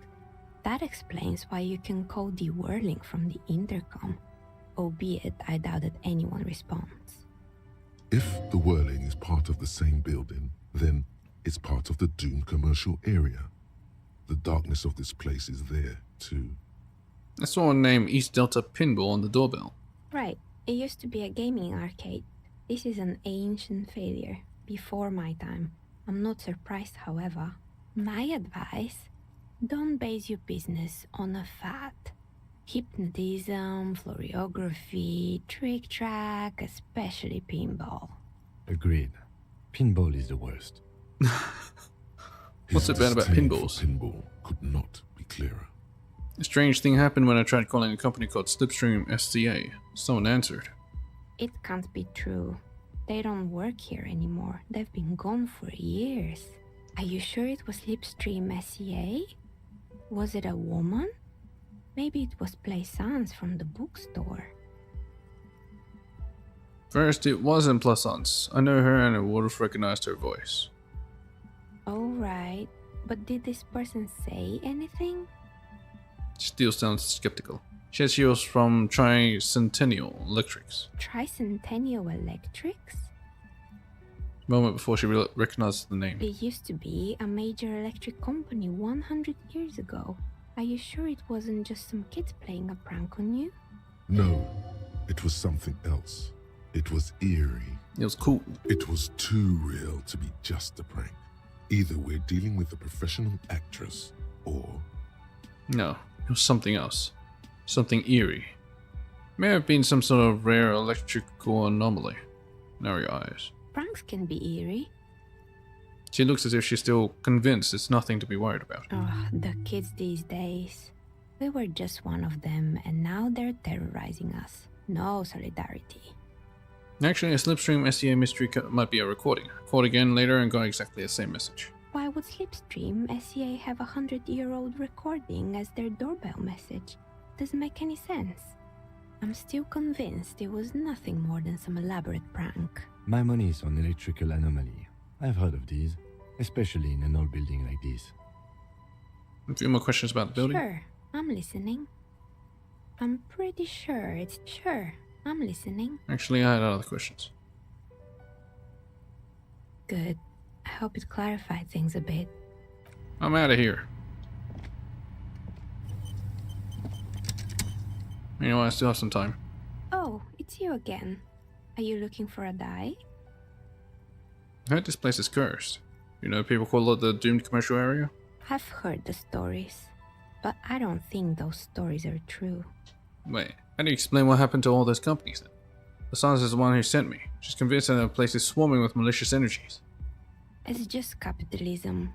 We only hear about tales of success, so it's often surprising to realize how many ventures actually fail. Plaisance, the bookshop lady? I've heard that her business is doing rather well. Have the energies spared her somehow? Plaisance is a wise woman. She has 7 of these trinkets protecting her against the curse. Actually, the bookstore isn't doing that well. There are hardly any customers and she has to exploit her own daughter to keep the company going. Curse is just biding its time before it strikes again. Sooner or later, everyone will fail, even her. I don't know why the bookstore hasn't even gone bankrupt yet. That's what I'm here to investigate. Yeah. Ah, the Seminese trinkets, of course. She nods as if this explains everything. Oh, right. But it's not just the bookstore that's still up and running. What about the whirling in rags? Some people say it's part of the building complex. Yes, but it's still a separate building. The malicious energies can't reach there. Now, the whirling isn't doing well either. Its waitress just took off and customers have trouble paying bills. You're right, the whirling doesn't really look like it's cursed. And then there is me. She sighs, looking at her messy work table. All kinds of tools lie scattered there. From knives to carving files to wire cutters. I've been here for 14 years, selling novelty dice to role-playing enthusiasts. Not exactly a million-real business idea, yet somehow I've survived despite the talk of malicious energies. Strange, isn't it? Yeah, how did that even work out? It's because she's in cahoots with the demons. Oh my god, you are the demon. Maybe it's just because she's so talented that she's been able to woo the curse. But some thinks it's because you're the source of it, a malignant entity. It's because you're competent and dedicated to your craft. The curse doesn't affect people like you. The curse will get to you. I have no doubt about it. It just doesn't care about earthly time frames. It's first to admit there are many inconsistencies in this so-called curse. Yeah.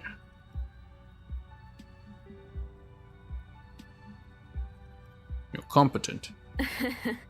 What, so the curse only affects people with poor work ethics? What you're describing isn't a curse, it's capitalism. The jig is up. The she-demon knows you've uncovered her true identity. Yes. Time has come to face the source. Fear not, for the forces of the universe are supporting you in this psychic quest. Starting to see that there is no curse, only business decisions and natural market fluctuations. Honestly, I'm still not sure. This place is still a puzzling place. Might be you that's causing this. Now your eyes very mysteriously. So I'm the grand dragon in the cave. Might I ask what supports this claim? I yelled to summon the succubus playing the Doom commercial area. You were the one who answered. There is something ghostly about you, ethereal even. Squint your eyes suspiciously. You're the last man standing. You must be responsible.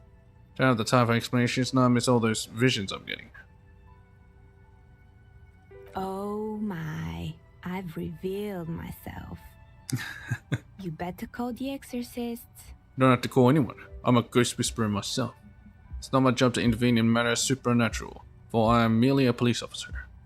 Now I'm a ghost whisperer. Of course. How convenient. Well, if you ever find a way to explain all those inconsistencies in the curse, then let me know. She turns back to her work. That's all she has to say on the subject. She has been thorough and truthful, as far as we can see. Plaisance needs to hear about this. Perhaps if you combine your psychic energies, you will make sense of the situation. The bookstore closes starting 2100. You'll have to do that tomorrow. Okay, I know the man who was lynched.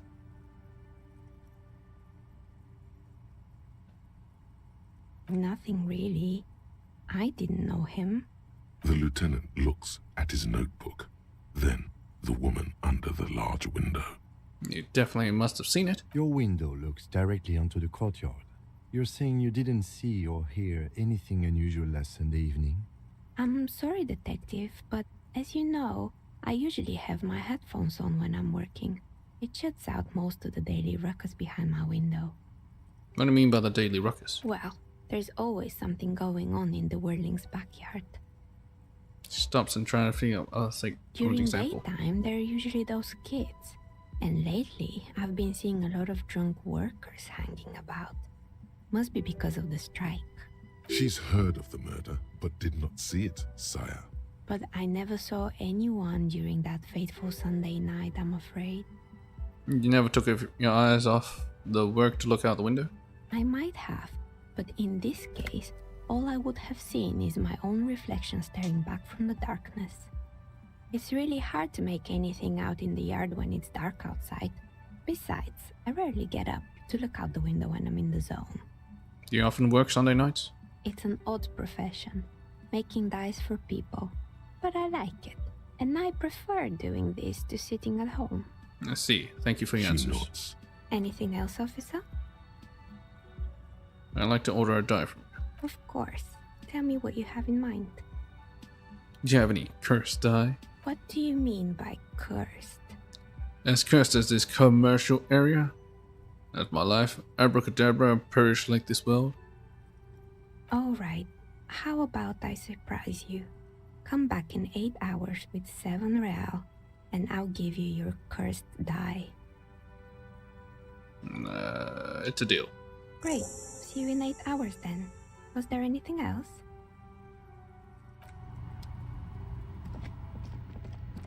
Alright, I gotta get to the backyard. Pronto! Pronto.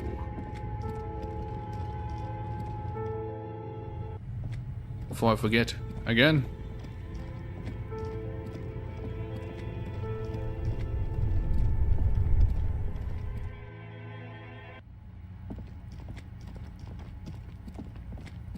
Wait, it's the other side. Shit.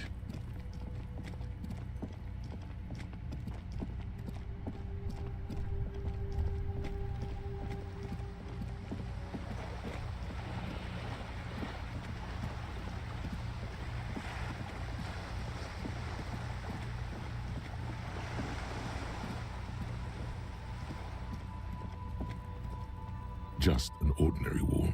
Nothing to see here. You know what? Whatever. Conceptualize. You have no clue. It's just a wall. So many walls all over Martinez. Weather-worn, cracked, their paint peeling.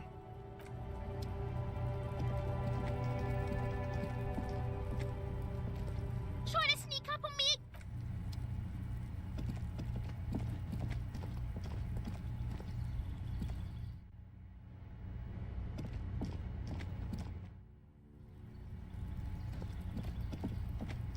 Yeah, the guy is back there.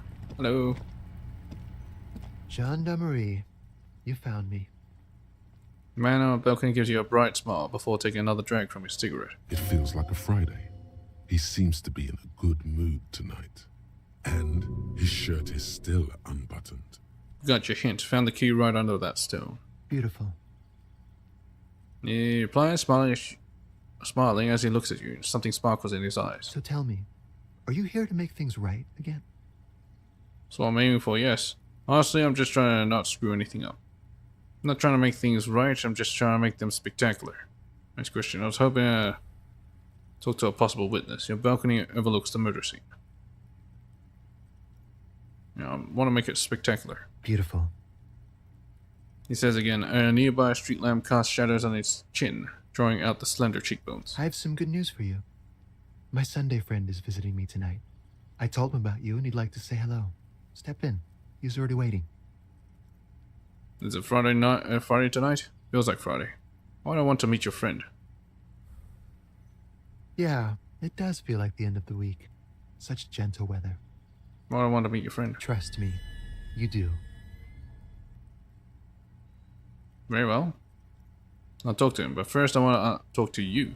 There's so many questions. That's nice, but I don't have anything to tell you. It's my friend you're looking for, not me.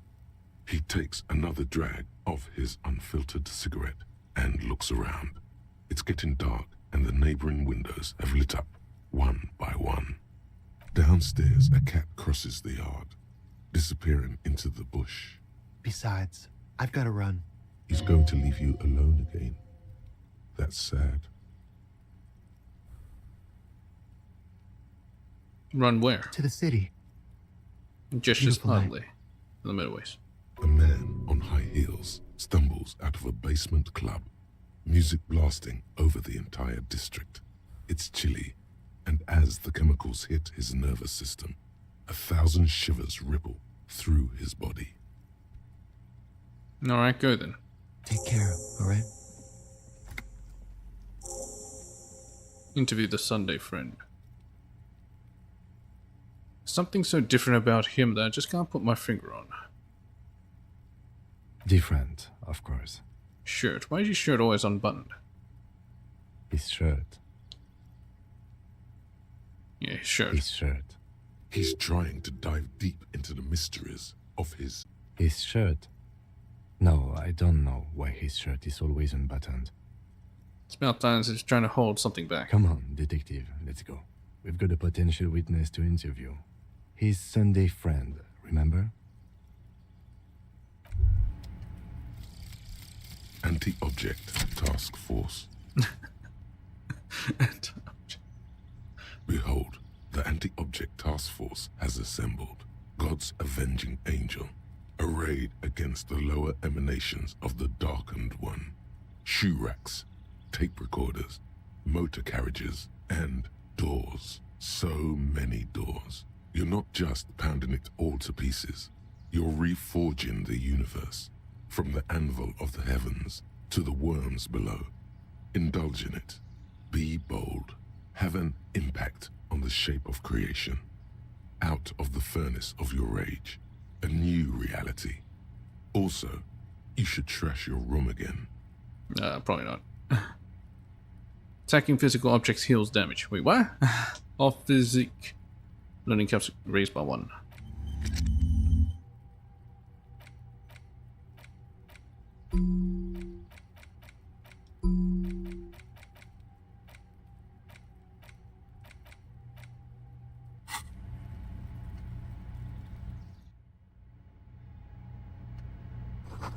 Quarterly business magazine. Sumerian conical hat. Well, it's better than my fucking hobo hat. Logic suggestion. Insensitive bachelor party vibes. This tawny cone-shaped hat looks like a beacon of Sumerian wisdom. Its straws sticking up like antennas. Thank God you can't really see people's reactions when they see you strolling around this incredibly insensitive headpiece.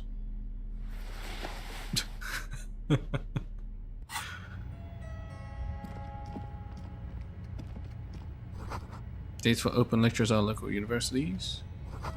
Class for underground parties. Just soaked up in a pot. An empty ashtray. I'll follow the same pot that you went 1 year ago. Expensive men's perfume lingers in the air. Party dragon's silk robe.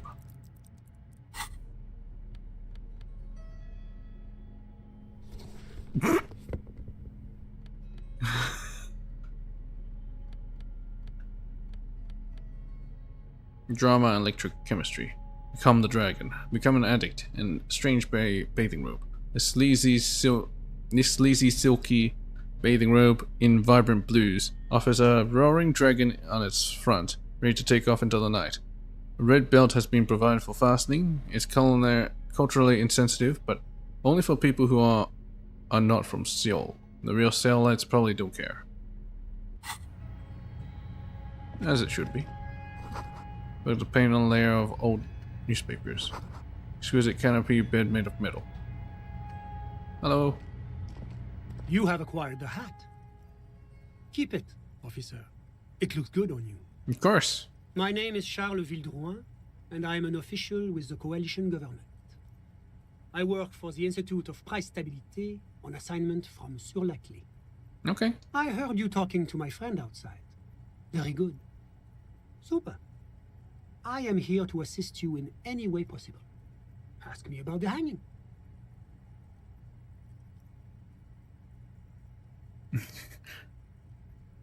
Point to the bed. Before we go on, I absolutely have to inquire about this wonderful canopy.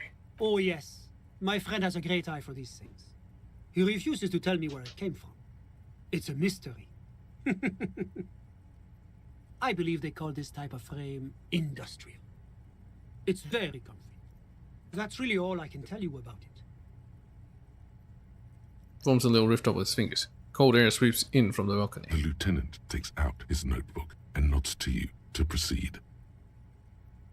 You actually witnessed the lynching? I'm sorry to say I did, officer.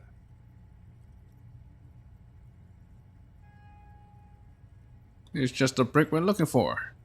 Easy, detective. No need to jump to conclusions. Eyes a spectacled man over the window who smiles and spreads his hands. Is it because you did it, Mr. Villaudurin? Because I did it? Don't jerk my pain, paper jockey. You did it, didn't you? My apologies, I misspoke. I mean, what did you see? Officer, it's very difficult to describe what I saw that night. It was so surreal to me, like in a play. He holds out his hands and blossoms his fingers, like a drama teacher setting the scene. No, I'm all about the drama. What do you mean, like in a play? It was just so strange. I could barely comprehend what was happening. I was on the balcony when it happened, getting some fresh air. I remember that first they came in, carrying what looked like a body. And then I saw all the surrounding windows go dead, one by one. That's when I understood. I should not be seeing this. Sounds like the victim was unconscious, or at least incapacitated. Interesting. Who were they? Can you describe them? I couldn't see their faces well, and there were quite a few of them. But they were very loud and very Martinez.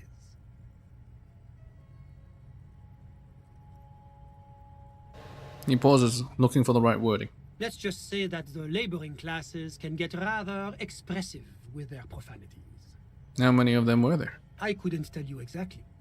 Less than 10. Maybe 8? 8. The lieutenant sends you a sharp look at the mention of that number. Were any of them huge? Like 200 kilograms huge? That's a giant you're describing. No, they were all quite human, as far as I could tell. What happened next? I went back inside. Yes, back inside. Keep yourself safe from the killing. Were you able to see anything from inside? Officer, the yard was pitch black. There was nothing to see, but I could still hear their voices. They were threatening to kill that poor man. Were they men? Women? All men, I presume. But again, I couldn't see very clearly. What ethnicity were they? I believe they were mostly white, though I believe I saw 2 Areopagites among them. And I am quite certain that one spoke with a Mesk accent. What happened next? Well, that's the strangest part, officer. Nothing happened. It was oddly quiet for a public lynching. What do you mean nothing happened? They lynched a guy. Eventually, their shouts died down, and that was all. There were no gunshots, no celebratory shouts, no anything. Why didn't you call the RCM? You're right, of course. That is what one is supposed to do in such circumstances. I was simply in shock. I'm afraid I don't have anything else to add. About what time was all this happening, approximately? All I can say is that it was late. So let me get this straight. You didn't actually witness the hanging itself, did you? No, I didn't see the corpse until the following day. It seems this wasn't the break you were hoping for. I think we have everything we need. Thank you for talking to us, Mr. Villedroit. Of course. Anything I can do to assist the RCM. What's an official like you doing in Martinez? The Coalition is only looking out for the price stability. Inflation is a killer, like a heart disease blocking the normal circulation of the economy. It must be controlled. The economy impacts the entire international community, which is why it requires international oversight. Okay, but what are you doing here in this apartment? Well, I'm renovating it. It is an interesting project. The building used to be a 12-story skyscraper before the cannons took the top 4 stories off. This, of course, happened when the Coalition forces landed here. You could say I'm undoing some of the material damage the international community caused when we arrived here. So you're some kind of bureaucrat? Yes, as I said before, I am a commissioner from Sur-la-Clé working for the Institute of Price Stability. This is one of the main projects of the Moral Inter. Where is the international community? La Communauté Internationale is what Revacholians colloquially call the Coalition. In other words, the nations that stopped the disaster of the Revolution. It is the most important thing. It's the central goal of any sound monetary policy. Maintaining the price stability is essential to maintaining high levels of economic activity, which is essential for maintaining high levels of employment. I see. Which is essential for maintaining the social stability. The status quo. Basically, it makes sure the price of bread doesn't change. Précisément. Too much inflation, bread becomes too expensive. Too much deflation, it becomes too cheap for bakers to produce. That's why the Institute of Price Stability works to keep inflation just below 2%. Below 2% of what? But not too far below, no. 2 below is also bad. Below, but close to 2%. You're not answering my questions at all. The Coalition believes in the importance of informing the public about the benefits of the price stability. Transparency is one of our principles. Would you like an informational pamphlet? Yes. A sound monetary policy is essential for addressing uncertainty. Stability is the raison d'être of the moral intern. It's the reason why I identify as a moralist. But oh, I don't have my leaflets on me today. That's too bad. You can always call our information line. Making information available is part of the moral intern's commitment to transparency. I've heard about this moral intern before, but I want to know more. It's the International Organization for Moralists, hence Moralist International. The Institute of Price Stability is just one of its many mind babies, as is the Coalition.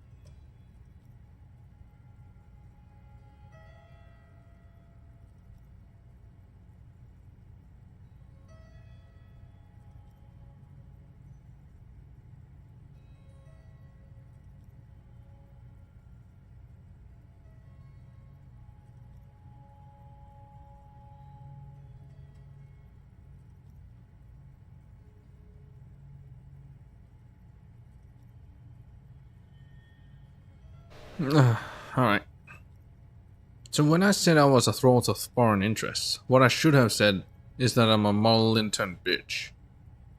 Doing one's job doesn't automatically make one anyone's bitch. Besides, there are more nefarious powers to work for than the moral intern. Are you a moralist? But of course. Am I a moralist? Well, do you value freedom? Do you believe in a normal, stable world governed by democratic values? Lieutenant, are you a moralist? What is a normal, stable world? That doesn't seem very normal, stable to me. Me? I'm a lieutenant of the RCM, dedicated to maintaining law and order in Ravachol. Sounds moralist to me. A very moralist answer.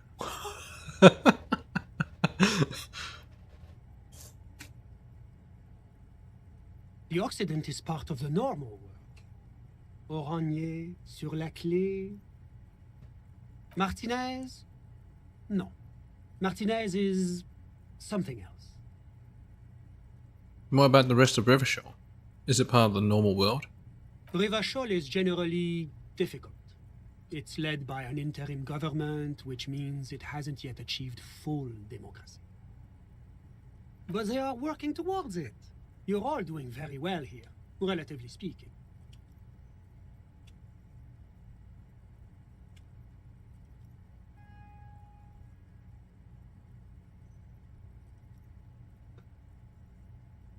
I don't think I'm a moralist. Moralism sounds incredibly boring. I want more action. Moralism is the ideology of foreign occupiers. Revachol must be governed by Revacholians. Democracy is a meaningless sham, as long as the working class is under the boot heel of capital. It's like every time I'm talking to people, I'm choosing option D. None of the above. Is that moralism?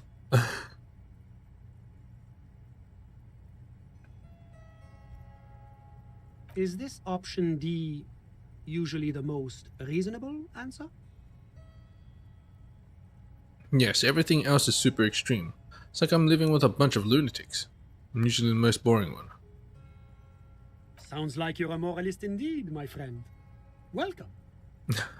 Moralism is all about compromise and achieving the achievable. It's pragmatic, realistic, and level-headed, an ideology for doers.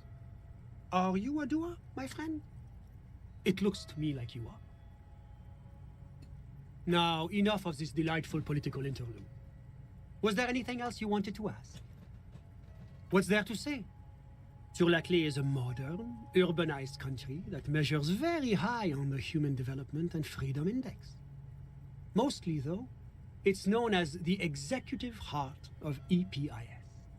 Moreover, it is a great sponsor of less emerged countries. Revachol is only one of its many darlings whose progress it supports and cherishes. Makes Revachol Sur-la-Clé's darling. That's nice of them. Oh, yes. Sur-la-Clé is mega benevolent to its darlings. What is it about this benevolence that makes you break out in sweat and want to run for the hills?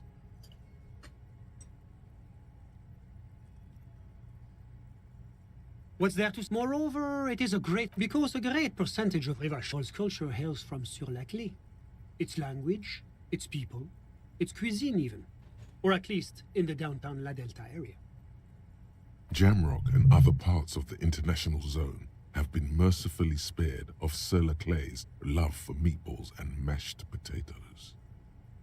Oranje is an exemplary nation who, as a core member of EPIS, contributes 28% of our annual budget. Next to Sur-la-Clé, Oranje is probably the most prominent member of the international community. As founding members, they are both very EPIS. Oranje carries a lot of political weight, while Sur-la-Clé takes care of the business side of things. Sur-la-Clé hosts the headquarters of the major EPIS institutions. Oranje's economy is one of the most advanced in the world. It has successfully transitioned from heavy industry to advanced services and generally acts as an engine for sustainable change in the international community. Can you just talk like a normal person? About what? About Oranje. Just tell me what it's like there. Oh, it's very urban and very well organized.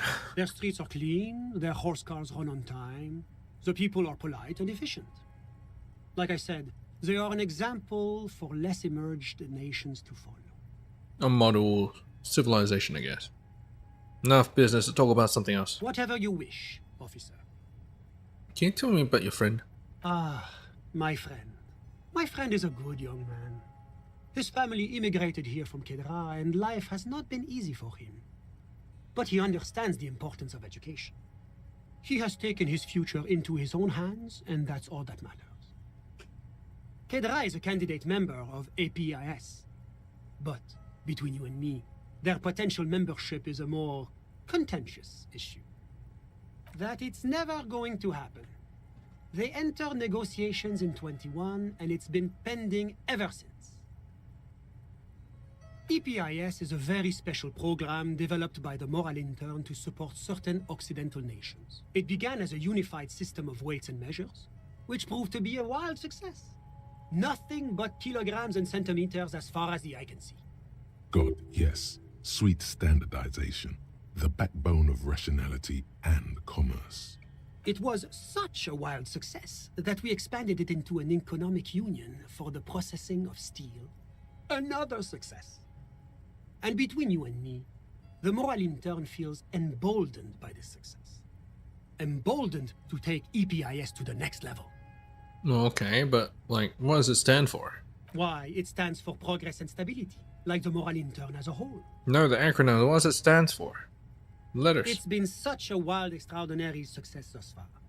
We are very excited to take it to the next level. You don't even hear the words I'm saying, do you? A supranational political alliance.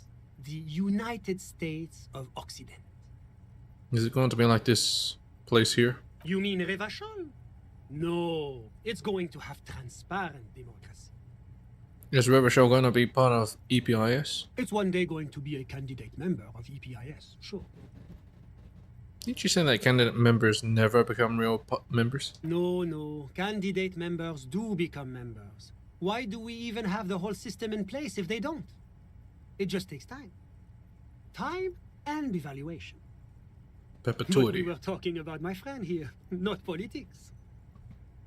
How'd you two even become friends? How did any of us become friends? Bad things happening on the Insulindian Peninsula? Oil platforms ablaze in the night? Civil wars lasting for years? Finally, the international community is forced to step in. What are you talking about? No one becomes friends that way. Au contraire, it's how millions of people end up where they are, meeting the people they meet. It's how I came here, and my friend too. You still haven't told me who he is. Sorry, who? Man throws a quick glance as we watch. Your friend, the smoker on the balcony. We were just talking about him. But I told you, officer. He's a bright young man here to pursue his education. Education is the foundation of our future, It's refusing to answer a lot of questions. It is a cornerstone of our civilization. Fine, but what's his real name? Officer, you have to understand. I can't give you his personal information. I'm sure you have your own methods and databases, right? Please don't put me in this situation. So all you can tell me about him is that he's here to study the arts. He's deeply enmeshed in the study of the fine arts, yes. Which arts? He's a truly free spirit. He likes all the arts. Perhaps graphic design, printmaking, who knows? Who knows? The world is open wide for a talented youth like him. What are you doing in his apartment by yourself? I'm just enjoying the view. What view? It's dark outside. Listen. A baby is crying in the neighboring apartment. Someone's baby is crying. No, listen. The Insulindian Bay. What about it? This place used to be a luxury accommodation before the revolution. Apartments, of course, were much bigger then. A few walls have been added here and there, leaving some of the tenants without a private bathroom or a kitchen. But the million real view stays. You can't take that away.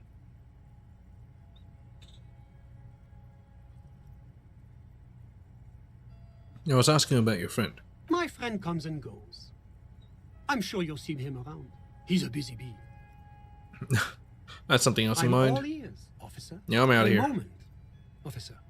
What is it? Do you have everything you need from me? You're gonna not tell me anything? I'm afraid new? we won't have the chance to speak again once you leave. Hold on, why can't we talk later? I'm not going anywhere, I just want to take a look around this apartment. It's against diplomatic best practices for an official in my position to be discussing murders with local militiamen. And I'm pressed for time. After you leave, I should be leaving as well. That's not the real reason he's so apprehensive. Men in his position shouldn't be seen loitering around in underprivileged young men's apartments in the middle of the night. My work here is done. Of course. I'm sorry I couldn't be the break you were looking for. Good luck with the investigation. What's this? We're getting reports of normal, reasonable, temperate, political opinions somewhere in Martinez.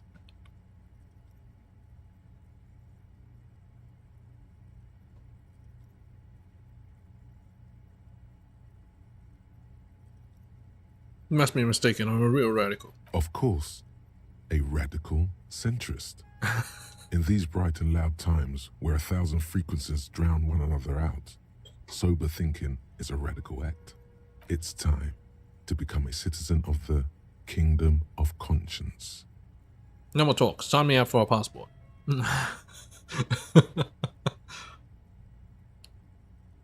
Yeah, no more I talk. knew we could trust you. Remember, real democracy is just around the corner for Revachol. When that real democracy kicks in, we are all going to be so much happier.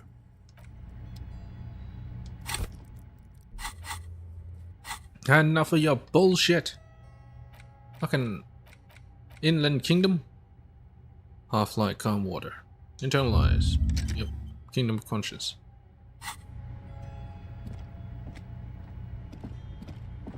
What do you wanna know? Kim? Yes? Nothing. Alright. Was there anything else? Of course. Now let's get back home to sleep.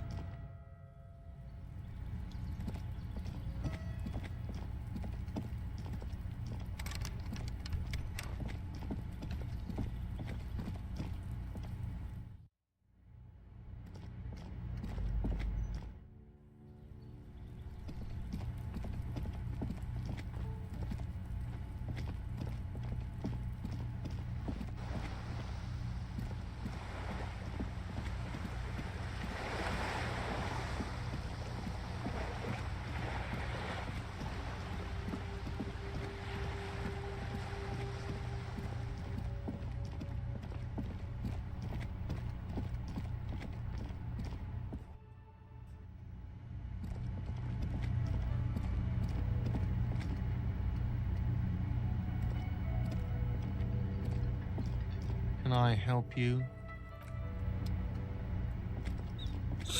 I'm pretty sure I already paid.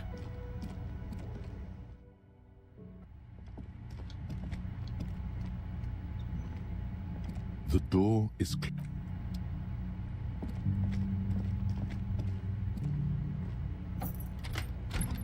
See you in the morning.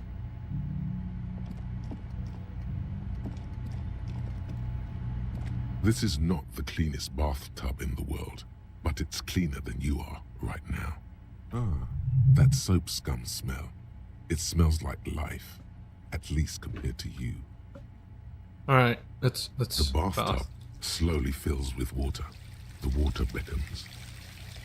Submerge. The water is only lukewarm, but still comforting, like amniotic fluid. A few beer cans are bobbing up and down along your flanks, like sad duckies. You feel nice and lonely, and so tired. Take the beer cans out. Now you are alone with your thoughts in the tub. But it's easier than being alone with your thoughts outside the tub. They're not even really thoughts, just assorted sensations. None of them acute enough to focus on. Linger in the tub a little. Your fingers grow pale and are covered with tiny whirls as the water cools. Imagine something. You see the corpse. You can still smell the cadaver on you. It's going to take more than one bath to get rid of that stench. Then, houses along a narrow street. A video rental. Darkness on the planet's curvature. Not again. Your fingers grow pale. The waterline recedes as you stand. You are cold now. Your clothes stick to your still moist skin. Never.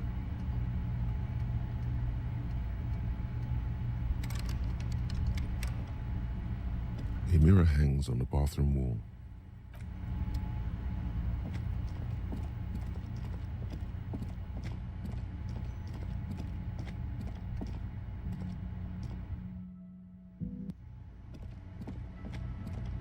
Let's go get those boots.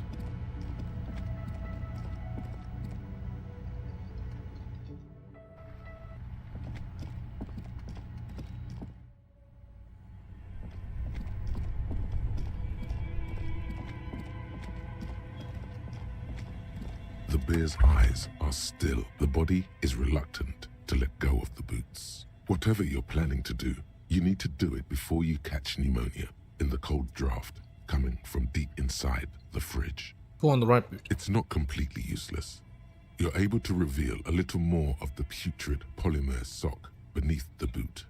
Pull on the left boot. It feels like the leg is going to come off along with the boot, but you're able to get the boot to move a centimeter or two. See? The corpse doesn't care if you try to take his boots. He doesn't need them. He's probably glad to get rid of them. Adjust the seating position first. He's too heavy to move by yourself. A great mass of dead muscles, with hoarfrost covering his milky eyes. Try to twist the boots off one by one. This is the right method. It takes some time, but eventually the boots come off, with nasty slices of polymer sock stuck to even bigger pieces of skin and rotting flesh. Take stock of the damage. Not good. Let's pin this on the bear. The ice bear tore up his legs with its claws. As for the boots, you can't possibly do anything with them until you've cleaned and disinfected them thoroughly. Yes, these absolutely need to be washed before. The stink is incredible. Didn't the Whirling have a kitchen? Isn't he gonna notice that there's no boots on the guy?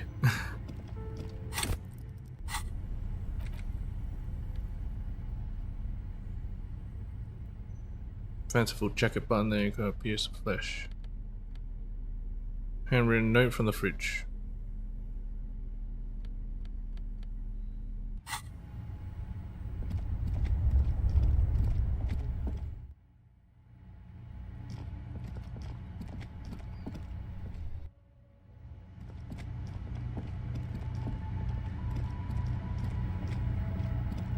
This industrial gas-powered stove has been used to prepare food for many hungry hostel guests. Oh, There no. are several pots and pans on hand. Getting the corpse residue out of these boots is going to require patience, and also a huge pot full of boiling water, soap, and white vinegar. Check out the A cookware. commercial pot draws your attention. It's very large, gigantic even. It could be used to make enough stew to feed an entire city, and also to boil a putrid pair of death boots. Check out cleaning supplies. There is a variety of soaps and bleaches in the cabinet to the left of the stove. There is also a bottle of white vinegar in the cabinet next to the fridge. It's bad with those boots. Don't be stingy now. Soap, that's exactly what I need. Pour lots of dish soap into the pot. Boots are really disgusting. Pour some dish soap and a bottle of white vinegar into the pot. The delicious smells of cheap soap and vinegar waft up from the pot. All right now, chef. Light up the stove and boil them. Bring it to a nice boil. Add water and the boots to the pot. Bring it all to a nice boil. The strong smell of vinegar forces you to step away from the pot. The water slowly comes to a boil.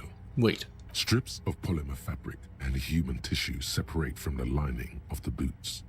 They float to the bubbling surface. Beautiful. A 2-course dinner of rotten flesh and hardened ceramic. Wait, some more. The boots look cleaner and cleaner. Those bits of human flesh are beginning to look cooked. You can smell it too. Just like beef stew. A little more. That's it, chef. The boots are as clean as they're going to get. Steam, dense with the smell of strange meat, disappears into the vent above the stove. Dump the sock and flesh stew and examine your new boots. A pair of real beauties. The boots are shiny, hot, and reek of vinegar. Just perfect. Master Chef out. Can I wear them? I can wear them. +2 authority. Put your foot down. These grooves are light as feathers, and just a tad too big for you, but you don't let that bother you. These on you look like some kind of future warrior. They'll keep you safe if you accidentally shoot yourself in the foot, so worth it. You look down at the white ceramic sabatons hugging your arches and calves, surprised at how well they fit. Your movements cause tiny little clicks, like dice rolling somewhere far away, as the plates reorient to your motions. I'll be responsible with this. It's just to protect me from harm, not to show off. Decked down in future armor like a cop ought to be. The hardened vitreous enamel, at once sleek and light, adds a glow to your cheeks and a spring to your step. Just imagine what a full suit of this stuff could do for you. Yeah, I want the full suit. This gear could line my pockets with cash. I will probably need to sell it to some other cops. It's a long sought after enemy technology. I can't just enjoy it, I must study it. It may be a while before you have all the pieces. In the meantime, you should analyze the armor. Figure out its vulnerabilities. Vulnerabilities? Remember, this is a highly specialized kinetic redistributor meant to stop bullets. Wear it. Observe its properties. See if there's a weakness in the design. For the day you have to fight someone covered in the same material. I suppose, yeah.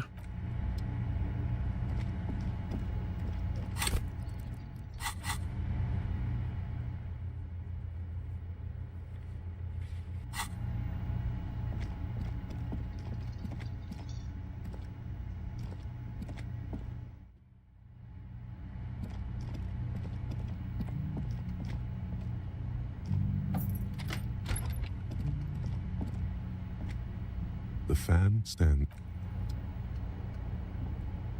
You know what? Before I go to bed, I'll just call it there.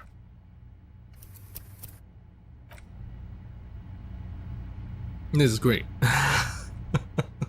Still have my fucking pants on. But yeah.